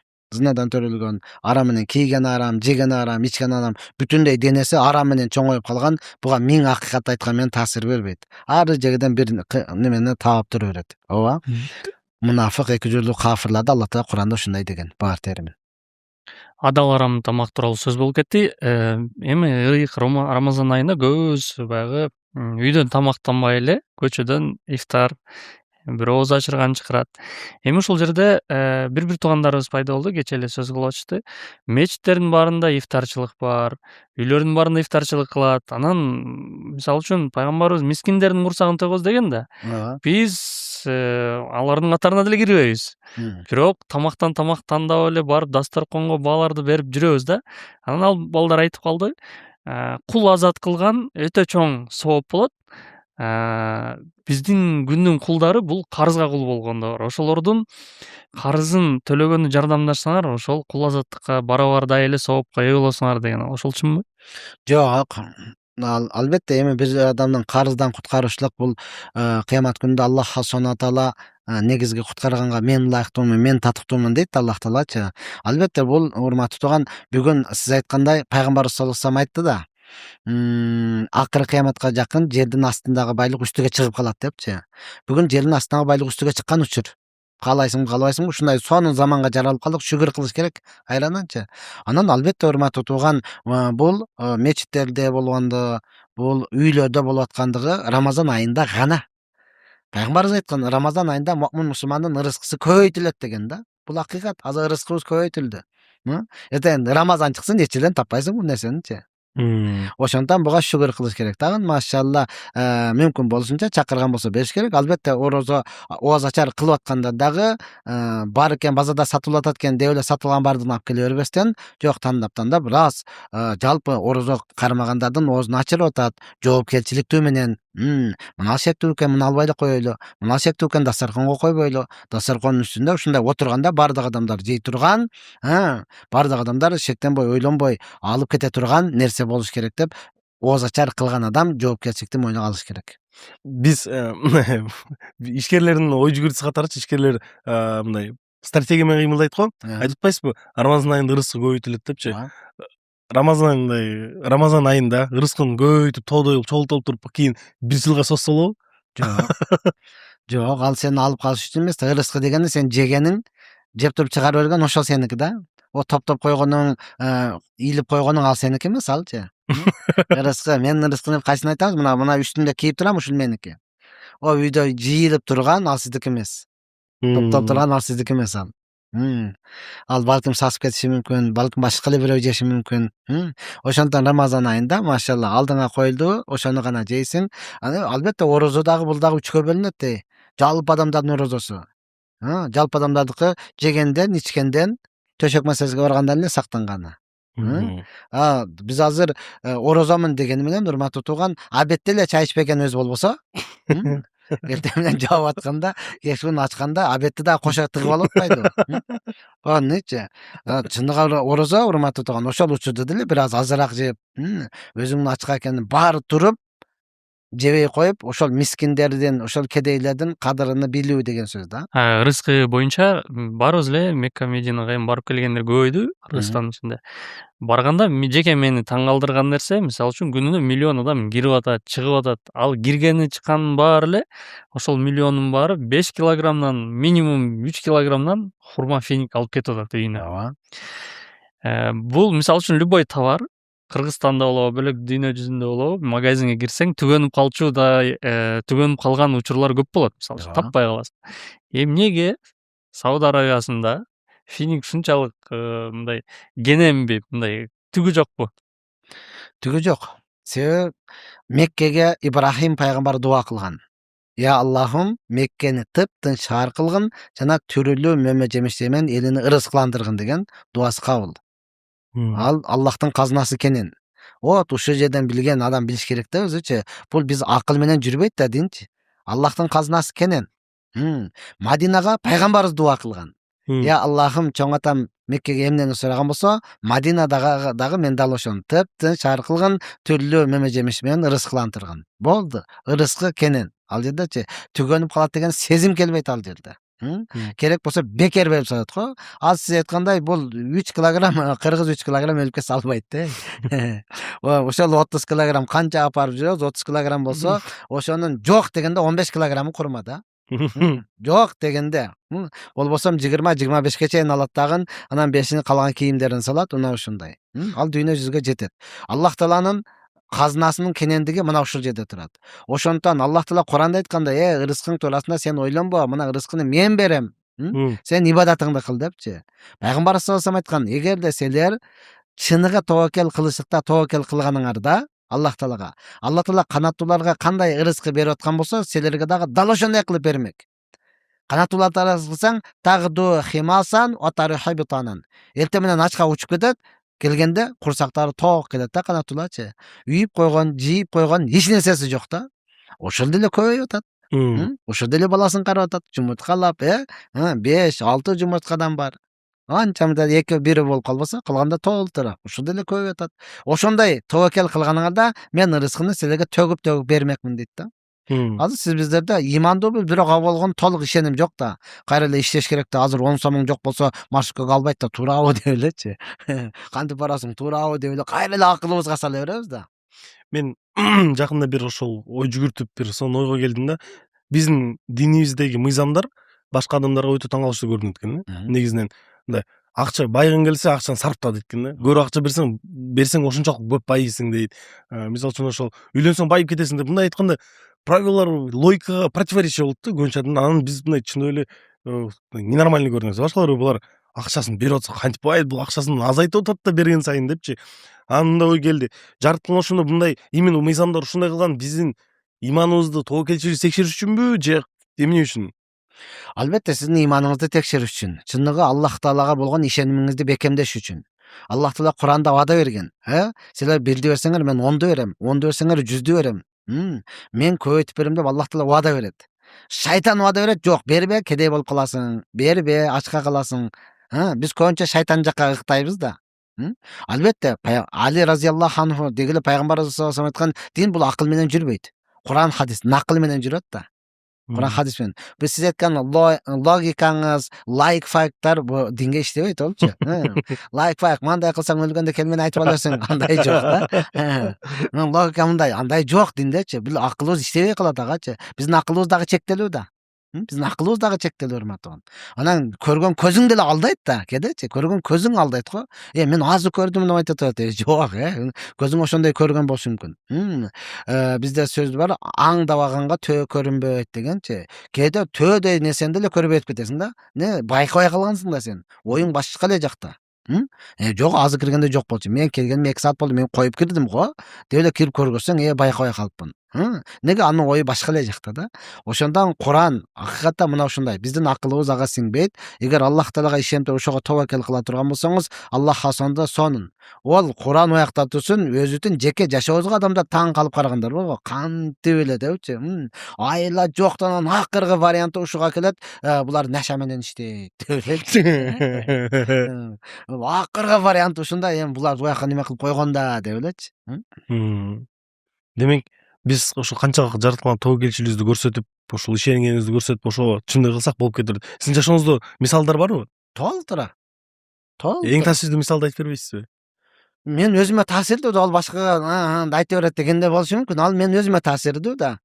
Аллах Таала Куран-ы Каримде айткан, эгер силер чыныгы тобокел кылышка, тобокел кылып дегеле таква болсоңор, силер ойлобогон жактан Аллах Таала рызык берип коет. Сен ойлобогон жактан. Азыр ойлоп атасың, мына жерде иштеп жатам, мага мына жерде мынча айлык тийиш керек дегенчи, ойлобогон жактан бирөө келет, кысасы мынаны мен эмне кылышты билбей калдым, сизге тапшырдым, каяка иштесеңиз ошол жака иштетиң. Андай акчаны өмүрүңдө көргөн эмессиң да. Ал жашоодо толтурат алчы. Мисалы мен медресени 2010-жылы бүттүм. Бүткөндө эле Бактияр бүттү, медресем бүттү болуп калды. Аллах Таала мүмкүнчүлүк берди. Кыргызстанда ошондо бүтүндөй айланып чыктым да, 7 областычы. Агартуу иши менен, жеткириш мененчи. Ушунчалык. Иштеген ишим жок, бирок Кыргызстанда айланып жүрүм да. Иштеген ишиң жумушуң жок. Анан медресеге келсем мен менен чогуу бүткөн балдар ойноп отурат. Не кылып отурасың азыр, жумуш жок.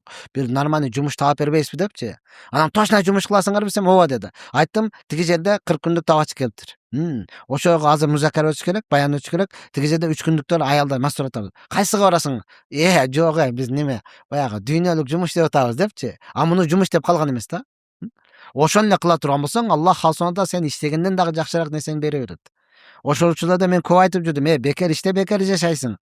Бекер иште бекер жашайсың депчи. Сен бул жакта диндин ишин бүтүрүп бересиң, дүйнөлүк ишиңди Аллах Таала өзү бүтүрүп бере берет. О, тааныбаган адамдарчы. Келип эле тып этип ташап эле болду. Иште кыла бериңиз мында деп коюпчу. Акыркы вариант, акырга чейин Аллах Таала сынайт да. Ал учурда машыкка 8 сом болчу. 10 сом бересиң, 2 сом кайтарат. Чөнтөгүндө 2 сом да. Келген сайын үйдө садачок суусундук бар го. Ошонун идиши бар экен, сала турганда эле эч нерсе жок, квартира жашайбыз. Ошого 2 сомдон салып кое берем. Тама көл болот деп, ошол толуп калыптыр. Анан Жумгалга чечилип калдым. Жумгалга 3 күнгө барып келесиз, эл топтолду депчи. Макул жөнөдүм, бирок акчам жок болуп атат да. Каяктан? Ушул көрүндү, ушуну жарыш керек. Жардым, ичип карасам 500 сом топтолуптур. 500 сом. Анан мага дагы өтө чоң сабак болду. Эми ошо 1 сомдук жазалаң, 1 сомдук. Маршкага апарсаң, аларчы. 500 сомдо көтөрүп апар, 1 сомдук керек десем, керек деди. Канча бар деди, 500 десем, канча берем дейт. 500 эле бересиз да. Десем, сеники процент эмеспи дейт. Ал кандайча? Десем, көрсө ошол учурда адамдар ошого чейин процент жетиптир да. Сен 100 сом берсең, 1 сомдуктан ал 110 сом бериш керек экен да. 10 сом кошуп берет. Маршкага керек, ал мажбур алат экен да. Жок дедим, анысы керек жок. Мага 500 эле бер болду. Сүйүнүп, боптум эле, мен алам деп эле бир эле адам алып койду. Ал жерде 4-ncü больницада маршкалар токточу. Бирөө эле алып койду. Мен 500 сом көтөргөн бойдон кеттим. Барып 3 күндө өткөрүп келдим. Биякта сен ойлогондон дагы жакшыраак нерселер уже келип калган да. Мындай. Ким таштап кетти? Бирөө, билбейм, бактардамаларга берип кой деп үйгө таштап койгон. Карасаң, сага күнүмдүгүнгө керектүү 2 айга жете турган сумма ошол жерде турат. Ким экен ал белгисиз. Үйдөгү да сурабадыңбы? Дамыл өзү билет деди го деп койгон, болду. Ал чындап эле сен кимсиң, каяктан келген, сенде эркекти биринчи жолу көрүп атам дебейт. Дамыл өзү билет деген, сизди билет деди го дейт. Билбейсиң, ошол менен ким экен белгисиз да. Акыркы учурларда тең укуктуулук маселеси көп көтөрүлөт. Анан Не маселеси? Тең укук. тең укук. Тең укуктук. Анан биз билебиз, ислам тең укуктуулуктун атасы. Бар жок, ислам карап койгон. Анан ушул жерде суроо бергим келет. Биз эркектер үчүн устаздарыбыз көбөйдү, биз онлайн сабактарды алып атабыз, офлайн деле алып атабыз, мечитке барып атабыз. Анан аялдар да илим алгысы келет экен да биз менен тең кетиш үчүнчү. Кухняда мындай сүйлөшкөн тема болуш үчүн. Анан алым устазалар пайда болду. Алардын онлайн сабактары да пайда болду. Эмне десе, силер эркектер алып атасыңарго, биз деле алгыбыз келет, ошол спрос бар, анан биз чыгып сабак өтүп атабыз дейт. Буга көз карашыңыз кандай? Анан шарият кандай карайт? Мен көз карашым эч нерсеге өтпөйт. Негизги эле шариятка келебиз да, бизчи. Шарият бул тең укуктуу эмес. Шарият чын-чыныгы келгенде, урматтаган, аял затынын укугу жогору турат. Динди түшүнбөгөндөр, же болбосо дин душмандары гана аял затыны кайра кордош үчүн гана бул аял затыны күчтөгөн маселе да. Сен тең укуктуу болушуң керек. Жок, ага мыйзам жол бербейт дегилечи. Тең укуктуу болгонго шариаттын закону жол бербейт.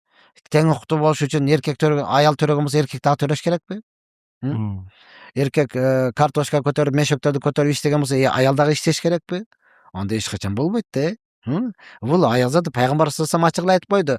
Бир адам келди, сурады, мен атамды урматтайынбы, энемди урматтайынбы? Атамды сыйлайынбы, энемди сыйлайынбы? Пайгамбар заты энеңди урматта, энеңди сыйла. Биринчи жооп. Экинчи ушул эле суроо, ушул эле жооп. Үчүнчү ушул эле жооп. Төртүнчү сураганда атаңды урматта, атаңды сыйла деди да. Эненин деңгээлине, аял затынын деңгээли атадан 3 эсе жогору койду. Бардыгыбыз билебиз. Намаз окугандагы, окубагандагы 5 каякта десе бардыгы не дейт? Эненин таман астында дейт. Бардыгы дейт, 5 каякта эненин таман астында.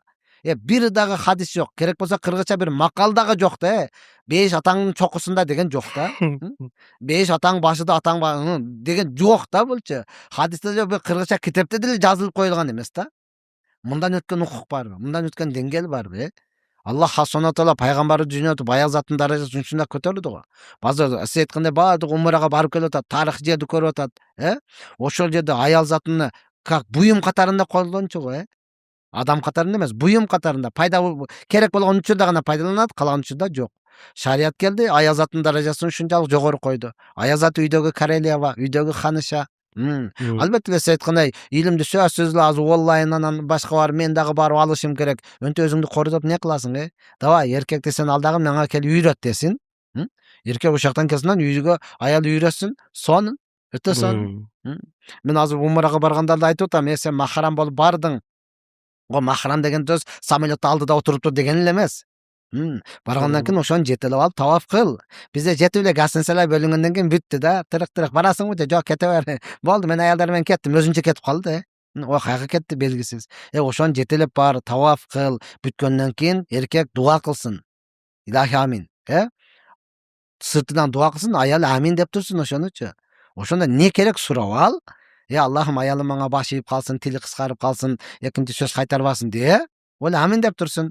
Ол амин деген мен биякта сразу ойлонот, азыр мага да очерет келет депчи. Бүттүңбү? Бүттүм. Эми аял дуа кылсын, эркек амин деп турсун. Аллахым ушу зөкүр ичпей калсын, чекпей калсын, мен дагы тазараак жерде жатайын, мусорканын жанында жатпайм, жыяман сасыйт ушул. Алла өзүң көрүп турасың, ушу таштасын, керектүү дуасын ошондо кылып алсын. Мына Алла Таала чоң мүмкүнчүлүк берип атат, ошондой кылбай атабыз да. Алла жеңилдик берсин. Ошол эле кезде Назир Айтбекова эжекебиз кече жакында эле чыгып айтып кетти. Мен көбүнчө аялдардын укугун коргоп, ушинтип постторду жазып чыгып жүрчүмүн дейт. Мен мындай турмуш куруп кеткенден кийин ушул нерсени байкадым. Көрсө акыркы учурларда эркектер коргоого муктаж болуп калыптыр, аялдар басынтып кетиптир депчи. Ошол кандай, сиздин көз карашыңызда чындап эле ошондой болуп атабы? Жок, эки тараптуу караш керек. Бир тараптуу эле эмес. Ооба. Баягы тең укуктуу болобуз деп туруп кээ бир жерде, бардык эле жерде эмес.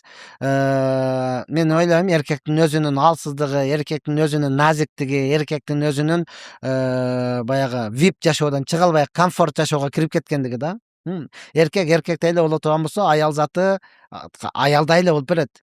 Азыр канча менен сүйлөшсөк, мындай карап туруп, ушуга турмушка чык десең, жок, бул мени башкара албайт деп, тышкы көрүнүштөн эле уже айтып атат да. Мени башкарган мага эркек болуш керек деп, аял заты ошону талап кылып атат да. Бирок эркек ошондой болбойт да, эркек назик болуп эле, таарынып эле, капа болуп элечи. Албетте бул эркектер чынында эле кор болуп атат. Аял бир эки айтат, көнбөгөндөн кийин не кылып атат? Акыры бир адам үй бүлөнү тартыш керек да. Аргасынан ошол нерсеге барып атат. Ошондон 5 кол барабар эмес дегендей эле, кээ бир жерде чынында эле урматтаган эркек кор болуп атканын көрүп атабыз. Кээ бир жерде аял кор болуп атканын көрүп атабыз. Мунун жалпысына мен өзүмдүн оюм менен айтам эле, бул динсиздик. Бул динсиздик. Бардык динге келип, эркек өзүнүн ордуну билип туруп, эркектей болуп туруп, камчысын көргөзүп тура турган болсо, аял затынан көбүнчө отуруп сүйлөшсөң билесиң да. Не десең, башкара албайт, чечкиндүү эмес, бирөөнүн айтканы менен жүрөт. Мага мындай эркектин не кереги бар дейт да. Чынында эле карасаң, сиз айттың, анан мен кылайын деген эркектер да. Сен эркексиң го, сен чечкиндүү бол. Аял заты баш ийип бергенге даяр биздечи. Биз шүгүрчүлүк кылышыбыз керек. Биздин аял затынын табиятында бар, кичинесинен баягы фундамент деп коебуз го, бар, эркекке баш ийейин деген эле аялдар да. Бирок башкарайын деген эркек жок болуп атпайбы? Бул деле ошолорго кошулуп алып эле, аялы нары басып, бери басып, өзбек туугандар айтмакчы, аянын китинен күн көрүп жүрөбүз дегендей, аянын артыдан эле күн көрүп жүргөн адамдар. Андай болбош керек да. Эркек эркектик табиятыга келе турган болсо, бизде Кудайга шүгүр, эжелерибиз, апаларыбыз баш ийип бергенге даяр. Бакчардан улам, өзү негизи биз көп проблемаларды көтөрүп атабыз да. Айтып атабыз, кандай болуп атат, мындай болуп атат, тигиндей болуп атат деп, анан балким көрүүчүлөр да мындай эме болуп кетти, депрессияга кетип калды да. Азыр өтө оор экен амал депчи. Өзү күндөн күнгө өзүн өстүрүүгө кандай кадамдар бар? Балким сиз да өзүңүздүн жашооңузда бир мен байкадым да, көбүнчө дамбалар менен өзү лайфхактар бар экен, эртең туруп бир дуалары, өзүнчө зикирлери бар экен. Ошол аркылуу күндөн күнгө мындай иманын күчөйткөнгө, үстүртөдөн иштөөгө ушундай жакшы болгон кадамдар кайсы? Бизге бөлүшүп кетпейсизби? Ооба. Халялный лайфхак деп. Ар кимдики ар кандай, анан неме да, биз деле инсанбыз да барыбырчы. Кудайга шүгүр, Аллах Таала илим берди, бир аз болсо дагы окудук, элден обочолонуп көзгө көрүнүп калдык. Бирок ошондой эле баары периште эмессиң. Туруп кадимкидей эле алсырайбыз кадимкидей элечи. Үйдөн чыккың келбей калат. Жамаатка баргың келбей калат. Даватка чакырып бир кечке баянга чыгарса, жок, бошобойм, башка жака чакырып койгон деп айткың келип калат. Мына ушундай да. Анан албетте бул нафси. Нафси бул жеңилдикти гана каалайт. Себеби адам атабыз бейишти көрүп калган, биздин рух дагы бейишти көрүп калган да. Бул адам атасына эч нерсе жакпайт. Күн ысып кетсе, күн ысып кетти, жамгыр жаабайбы дейт. Жамгыр жааса асманың тешилип калганбы, эми токтобойбу дейт. Бул ушундай да, булчу. Ошон үчүн албетте адам баласы пайгамбар саллаллаху алейхи ва саллям айтты, күндөн күнгө өсүп турган адам гана ийгиликке жетти. Бир күнүн экинчи күнгө окшош болот болбосо халак болдуң, жок болдуң депчи. Эми ар бир адам албетте пайгамбар саллаллаху алейхи ва саллямдын күнүмдүк дуалары бар. Өзүңө дем салып беришиң керек. Сөзсүз ихлас, фалак, настарды өзүңө дем салып, анан Ясинди окуп тура турган болсоң, муктаждыктарың өздөн өзү чечиле берет. Сен бүтүргөндөн дагы жакшыраак болуп бүтө турганчы. Мына ошондой ар бир адамдын өзүнүн жекече амал деп коет. Жекече амалдарды кылып үйрөнгөн жакшы болот. Мен өзгөчө айтат элем, баардык эле сиз айткандай оору, депрессияга кирип, дем салып бересизби деген адам да. Алла Таала Куранды бардыгыбызга берген. Бир эле молдолорго, имамдарга, муфтилерге эле сен өзгөчөсүң, калгандары бардыгы окубасын, төлкө сен эле окуп тур деген эмес. Алла Таала Куранды бардыгыбызга берген. Ким канча ала турган болсо толугу менен жетет. Ошондон ар бир адам өзү үйрөнүш керек да. Бирөөгө көз каранды болгон келбейт го, Ошондой эле Куран окуганда да көз каранды болуп эмне кылгың келет. Өзүң окуп ал, өзүң аракет кыл, өзүң үйрөн, тилиң келет, бардык нерсеге келет. Адам баласын Алла Таала ушунчалык башкача кылып жараткан адам баласы. Өтө тез өзгөрө турган дагы адам баласы, өтө тез бузула турган дагы адам баласы да. Мынчалык өзгөрө турган эч нерсе жок. Бизде плов жеп, үстүгө шакарап аралашып калган болсо не дейт? Була эртең менен кечен айнып калат дейт, муну жеп коюш керек, эртең менен кечен айнып калат. Неге шакарап аралашып калды, пияз аралашып калды дейт да. Бул эртең менен кечен адам баласы турган жерден айныйт да. Кандай стенсоптарыңыз жакшы? Эмне жеп атасың? Десең эле сразу башкача да, Түсүңдү эле өзгөртүп эле, тонуңду эле өзгөртө койсоң, адам баласы сразу өзгөрөт да. Жылмайып туруп эле кабагыңды салып туруп, эмне жеп атасың десең эле башкача сезимде болуп калат да. Нормальный болой деп элечи. Ошондон мына Рамазан келди, алхамдулилlah. Өтө чоң мүмкүнчүлүк адам баласы өзгөргөнгөчү. Азыр орозо кармаган бардыгы өзгөрдү азыр. Өзү билсе дагы өзгөрдү, билбесе дагы өзгөрдү да. Демек болот экен да.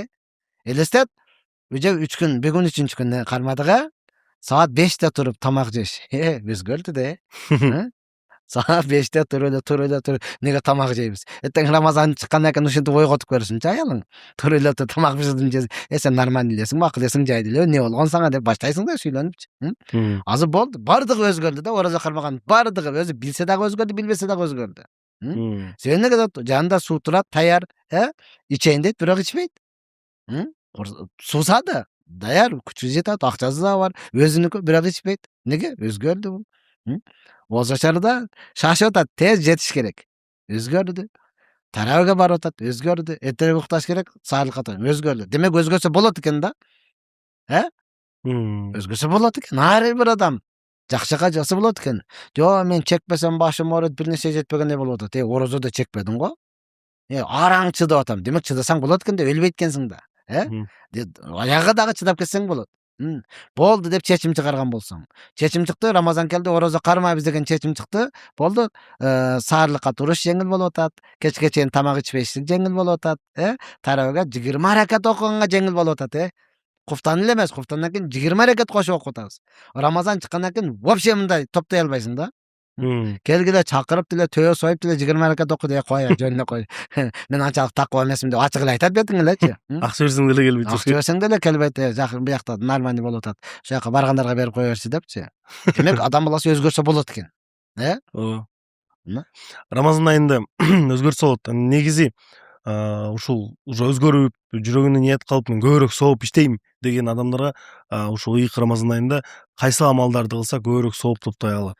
Рамазан айында берешендикти көбүрөөк кылыш керек. Оозу ачырыш керек. Оозу ачырганда сөзсүз курсагын тойгозо эле эмес. Кече мен жолдо келе көрүп калдым, машалла. 0,5 суулар бар го, таркатып атат. Курмадан көп эмес, 2-3 туктан эле пакетке салып коюптур. Таркатып атат. Мына берешендик. 2-3 тук көп эмес, Макул сен бир эле 3 тук кылып кой. Жолда пробкада канча адам турат да, жетпейчи. Мүмкүнчүлүк берешендикти көбөйтүш керек. Пайгамбар саллаллаху алейхи ва саллям Рамазан айында өтө берешен болот эле. Муну көбөйтүш керек, анан Куранды көп окуш керек. Себеби Рамазан айында Куран түшкөн. Ошо Рамазан айында окусаң, анан кийин жок окуй албайсың. Рамазан айында Куранды көбүрөөк окусун, берешендикти кылсын. Бул жетиштүү ол. Жетиштүү эмес, ал дагы кыла турган нерсе толтура. Таравих. Таравих ансыз деле барып атат да таравихчи. Себеби барып атат, имам эле окуп атат, бул аркада эле турат, эмне экенин билбейт деле өзүчү, кайсы сүрөнү окуп атат, каяка жетти билбейт. Бул адам баласына өтө жакшы. Фарыз аткарды деген сооп алат Рамазан айында. Пайгамбар саллаллаху алейхи вассалам айтты, бир фарызды аткарса, 70 фарыз аткарды деген сооп алат. Фарыз аткарса. Фарыз эмес, нафил аткарса, бир фарыз аткарды деген сооп алат. Азыр 20 ракат таравих, сүннөт, нафил деген менен бул 20 ракат фарыз окуду деген сооп алып атат булчу. Бир айда ошо канча көбөйүп кетип калат, Канча көбөйүп калат. Азыр эми кара, 1 сом берсең азыр, зекет берди деген сооп аласың.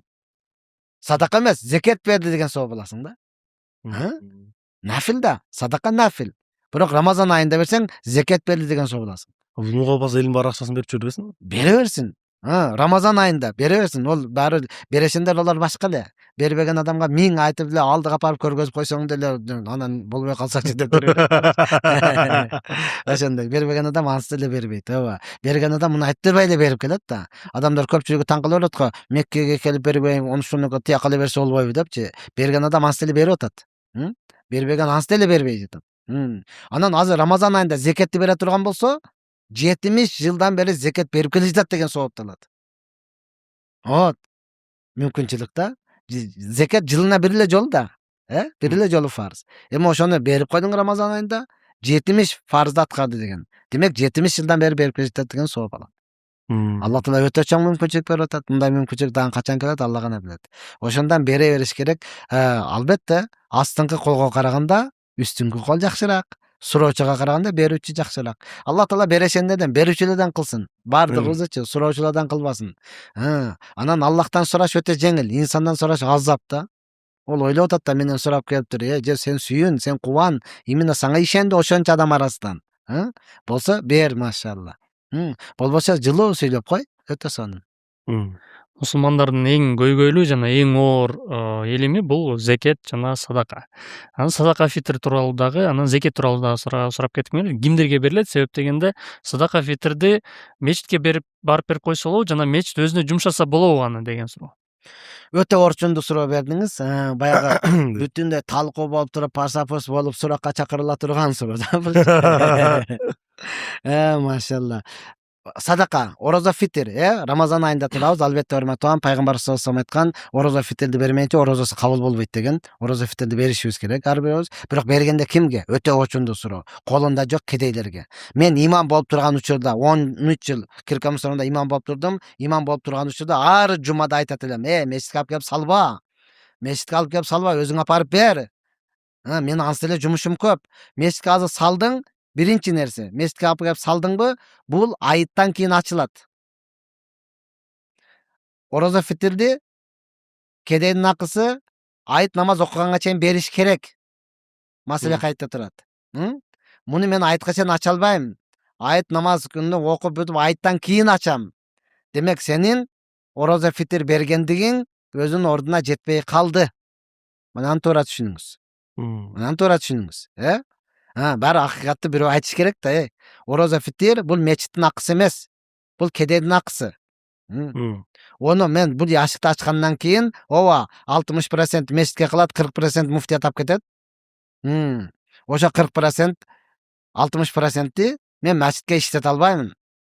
Мечиттин казан аягы жок экен, табыты жок экен, анан неме жок экен, ремонт кылып коелу. Жок. Бул мечиттин акысы эмес. Бул элдин акысы. Мен кедейлер таап беришим керек. Ошон үчүн мен Киркомдо имам болуп турган учурда орозо киргенден баштап туруп арыз кабыл алам.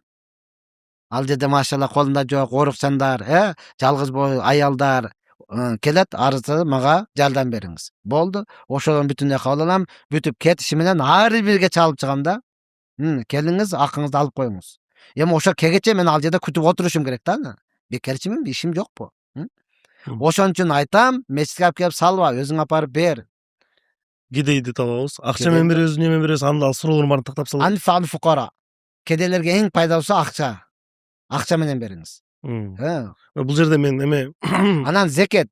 Зекет дагы бул неге ата энеңе бере албайсың, чоң ата, чоң эне, тая ата, тая бере албайсың, балдарыңа небере, чебере, кыбыра, шыбыра аларга бере албайсың. Бир туугандарыңа бере аласың. Кедей болсун бир туугандарыңа бер, жакындарыңа бер, кошуналарыңа бер. Бул ошолордун акысы. Зекетти ошондо мисалы үчүн мен ачып карайын. Муфтият садака фитир дегенчи будай 1,5 килограмм өлчөмдө экен, 60 сом. Бул ошо бир адамга ошону берсе болот деген Ооба. салыштырмада. Un менен берем десеңиздер 90 сом. Арпа менен берем десеңиздер 100 сом. Мейиз менен берем десеңиздер 880 сом. Курма менен берем десеңиздер 1200 сом экен адамга. Зекетте кирип караса алтын 1 грамм 8500 сом дейт. Бул ошон 8500 сом берилиш керек кандай болуп калат? Зекет кантип берилет? Жок, 85 граммдан да 40тан биrini бересиз. 40тан бир байлыгынын Байлык. Мисалы акча менен болгондо 300 миң сом болсо бай болуп эсептелет. 1 жыл болду. Ошону канча акчаң бар? 300 миңден ашкан. Ошону 40ка бөлөсүз, 1 бөлүгүн сразу бересиз, болду. ошол жетиштүү. Ошол жетиштүү. 39 саңга калсын. 39 саңга калсын. 1 эле бөлүгүнү бер, болду. Ошо менен берилген болуп саналат. Берилген болуп саналат. Машалла. Ооба, 40тан бери. Анан орозо фитир боюнча дагы айтам, бул мечиттин акысы эмес. Бул кедейлердин акысы. Мечиттин яшыгына салба онучу. Имамдарды кыйнайсың. Анан кээ бирөөлөр бар, мечиттин эшигине алып келип сал дейт. Демек, ал имам эмне кылат? Демек, кедейлер көбүрөөк, арыз жазгандар көбүрөөк, ошого бергенге мүмкүнчүлүгү бар. Демек, ага берсеңиз болот. Мисалы мен киркомдо имам болуп жүрдүм, менде өтө убакыт жок да. Менде элге окшоп айттагым келет, туугандарга баргым келет, айттын шарафаты менен. Бирок ал күнү яшыкты кооруп отурушуң керек да. Ууру келип урдап кетет бизде. Анан ал ачылгандан кийин акчаларын бүтүндөй бөлүп, ага телефон чалсаң, ал башка эле жакта жүрөт да, ал кишичи. Кемсиң, неге чалып атасың деп кайра сени менен урушат да. Мен мечиттин имамы, Бактияр, арыз жазган экенсиз, сизге акча бөлүндү. Эртең барам деп коет. Өлдү да, эми эртеңгече күтүшүң керек да аны. Мына ушундай. Бизде ушундай адамдар бар, акча берип деле жаман көрүнөсүң да. Берип деле жаман көрүнөсүң. Мына ушундай. Бирок азыр заманбап болуп калбадыбы? QR коддорду коюп койду, мисалы үчүн QR код менен которгула дейт. Ал деле ошол айттан кийин жыйынтыгы чыгып, айттан кийин берилет экен да демек. Сөзсүз, ал жака кылсаңыз ошондой болот. Ошон үчүн айтып атам, ооба, ал жерде иштегендер дагы эми кандайдыр бир негеде ошондой сурап аткан болушу мүмкүн. Кантсе дагы акыйкат барыбыр айтылыш керек, эртеби кечпи, урматтуу тууган, сиз өзүңүз аны кедейдин колуга бериңиз, жүрөгүңүз тынч болот. Азыр QR код менен коюп, анан яшыкка салганыңыз менен не кылат? Алар айттан кийин ачылып, айттан кийин сиз айткандай тастыкталып, айттан кийин анан берилет да алар. Өзү бул жерде эмеден чыгып туруп, мал жандыктардын зекети деген бул эмне? Мал жандык. 40 коюңуз болсо, 1 кой беришиңиз керек. 40 койдон 1 кой берилет, зекет фарз болот. 60 болсо да 1, 70, 80, 90, 120га чейин. 121 болгондо 2 кой бере баштайсыз. 120, 300, 400ге да 400 болгондон кийин ар бир жүзүгө бирден кетет. Койдук оңой. Уйдан. Уй 30 уй болгондо бирөөсүн бересиз. Мал жандыктан деген мына ошондой. Жылкыдан берилинбейт. Кой менен уйдан бизде. Эчки ошо койго кошулат. Топоздор уйга кошулат. Төөлөрүбүз жок, төөлөрү бар болсо 5 төө болгондо 1 кой берилет. Чечип алды, так, түшүнүктүү. Ооба. Уже баарын санап баштадыңар да, мен азыр башында санап баштадым, так, бул жака тиги жака канча болот экен. Эң негизгиси зекеттин парз болгон учуру, мисалы үчүн 1 жыл айланыш керек дейт го. Ооба. Анан азыркы учурда көпчүлүгү 1 жылга жетпейби, карызга берип берет, анан кийин карыздагы акча эсептелеби, же болбосо сен бирөөгө карай, эми оборотто бар да, бирөөгө карыз болосуң, эми соода саттыкта. Ошолор тууралуу да кичине. Сиз мисалы бирөөгө бере бердиңиз карызга, анын бере турган толук үмүтү бар, акчаңыз 300 миңден ашын, демек зекетти бересиз. Жок, сиз бирөөгө карызсыз, оборотто да, оборот алып атасыз, карыздарыңызды бүтүндөй төлөгөндөн кийин сизде канча калат? Сизде канча калат, 10 миң, 1 миллионуңуз бар эле, карызга 200 миңин алжак берип карыздан кутулганда сизде 400 миң сом акчаңыз калды. Ошо 400 миңди 40ка бөлөсүз, анан 1 бөлүгүн берип коесуз, болду. Калганын оборот кыла бересиз. 1 миллиондон бербейсиз. Бүтүндөй карызы мына деп чыгарасыз дагы, калганын бересиз. Оңой, өтө жеңил, берген адамга, берип үйрөнгөн адамга. Рахат.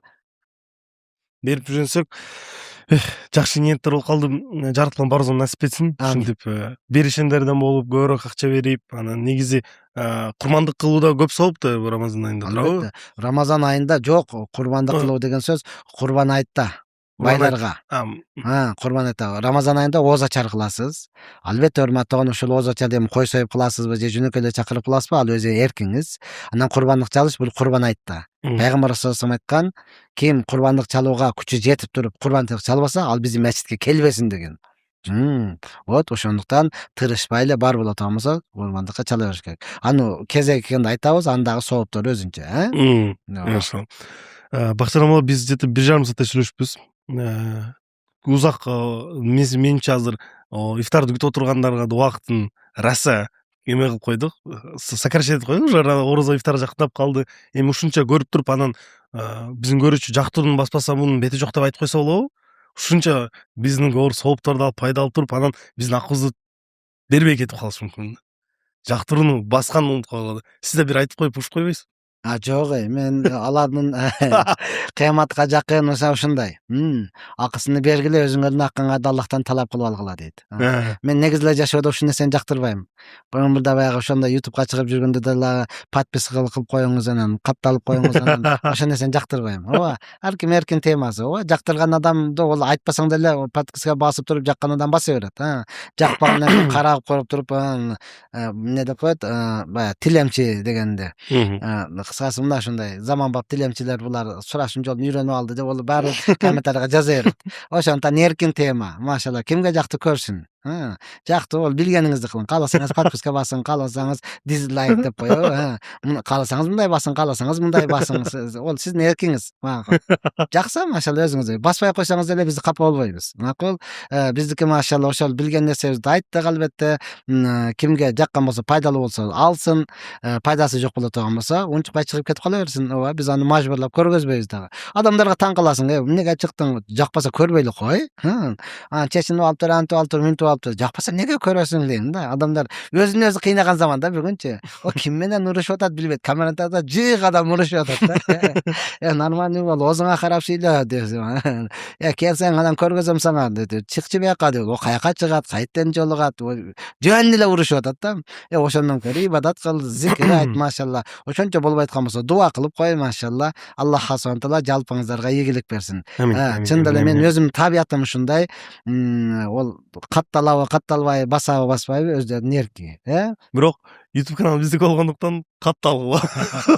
Жактырууну баскыла, бул акы берип көбүрөөк адамдарга сооп жеткизгенге эмедей эле да. Адам эгер жакшы нерсени мындай көбүрөөк распространять эткенге салым кошсо, бул сооп алат да алда турабы. Рамазан айында 70 көбөйүп аткан болсо, демек бул жактыруу басып, таанышыңыздар жөнөткөн, бул да сооп. Ошондуктан тааныштарга жөнөтүп, ошо бөлүшүп, комментарий жазып кеткенди унутпагыла. Анан статистика боюнча кайрылсак, биздин 100% көрүүчүлөрдүн 80% катталбай көрөт экен да. Ой, эмне көрүп жүрөсүңөр катталбасаңыздар? Раз уж көрүп жүрөт экенсиздер, бир кнопканы басып койгула, катталгыла. Анан эң башкысы, ыйык Рамазан айы өзгөрүүлөрдүн убактысы экен. Бактыярдан бул айтып айткандай, биз бул айда өзгөрбөсөк, башка качан өзгөрөбүз? Азыр өзгөрүп, намазга туруп, закетибизди берип, берешен болгондо үйрөнүп, жараткан баарыбызга ошону насип этсин. Бактыярдан биз дамала келгенде андан дуа алабыз да. Кону биздин көрүүчүлөрүбүзгө, өзүбүзгө, бизге бир дуа бериң, ошо менен бүт. Амин. Аллах хасанада жалпы машгур болгон иштериңиздерге ийгилик, тапкан нерсеңиздерге береке, үй бүлөңүзгө тынчылык берсин. Аллах таала көрө албаган көздөрдөн, жаман сөздөрдөн өзү сактасын. Аллах хасана таала ар бирибиздин кылган ибадатыбызды толугу менен кабыл кылып, өзгөчө Аллах таала сиздердин подписчиңиздерди көбөйтүп берсин. Аллах хасана таала элге жалынтырбай, элге көз каранды болбостон, Аллах кадыр зат, Аллах таала ар биринин жүрөктөрүнө салып, эгерде албетте ошо сүйлөгөндөрүбүз жалпы элге пайдалуу боло турган болсо, пайгамбар саллаллаху алейхи вассалам айткан, өзүңө каалаган жакшылыкты башка бир мусулманга кааламайынча толук ыймандуу боло албайсыңар деген. Ошондуктан жалпы толук ыймандуу болуп, ушул бири-бирибизге Рамазан айында ибадат кылып, орозолорубузду толугу менен кабыл кылып, эгер татыктуу болсок, Алла таала ар бирибиздин жаныбызды Рамазан айында алышын насип кылсын. Аллаху акбар. Баракелла. Кыйраттыкпы? Алла разы болсун, келип убактыңызды бөлүп кеткениңизге. Ооба, сиздей адамдар менен отуруш өзү ибадат го. Машалла, Меккеде отурдук, машалла. Сиздер ошо Меккеде отурганыңызды көрбөй калдыңар да. Ооба, Меккеде отуруп, ошонун сүрөттөрүнө коюп коюш керек да. Коюп, бир вайптан көрсө да. Өзгөчө Макка жеп өткөн, жүгөрү жеп. Кийинки чыгарылышта көрүшкөнчө.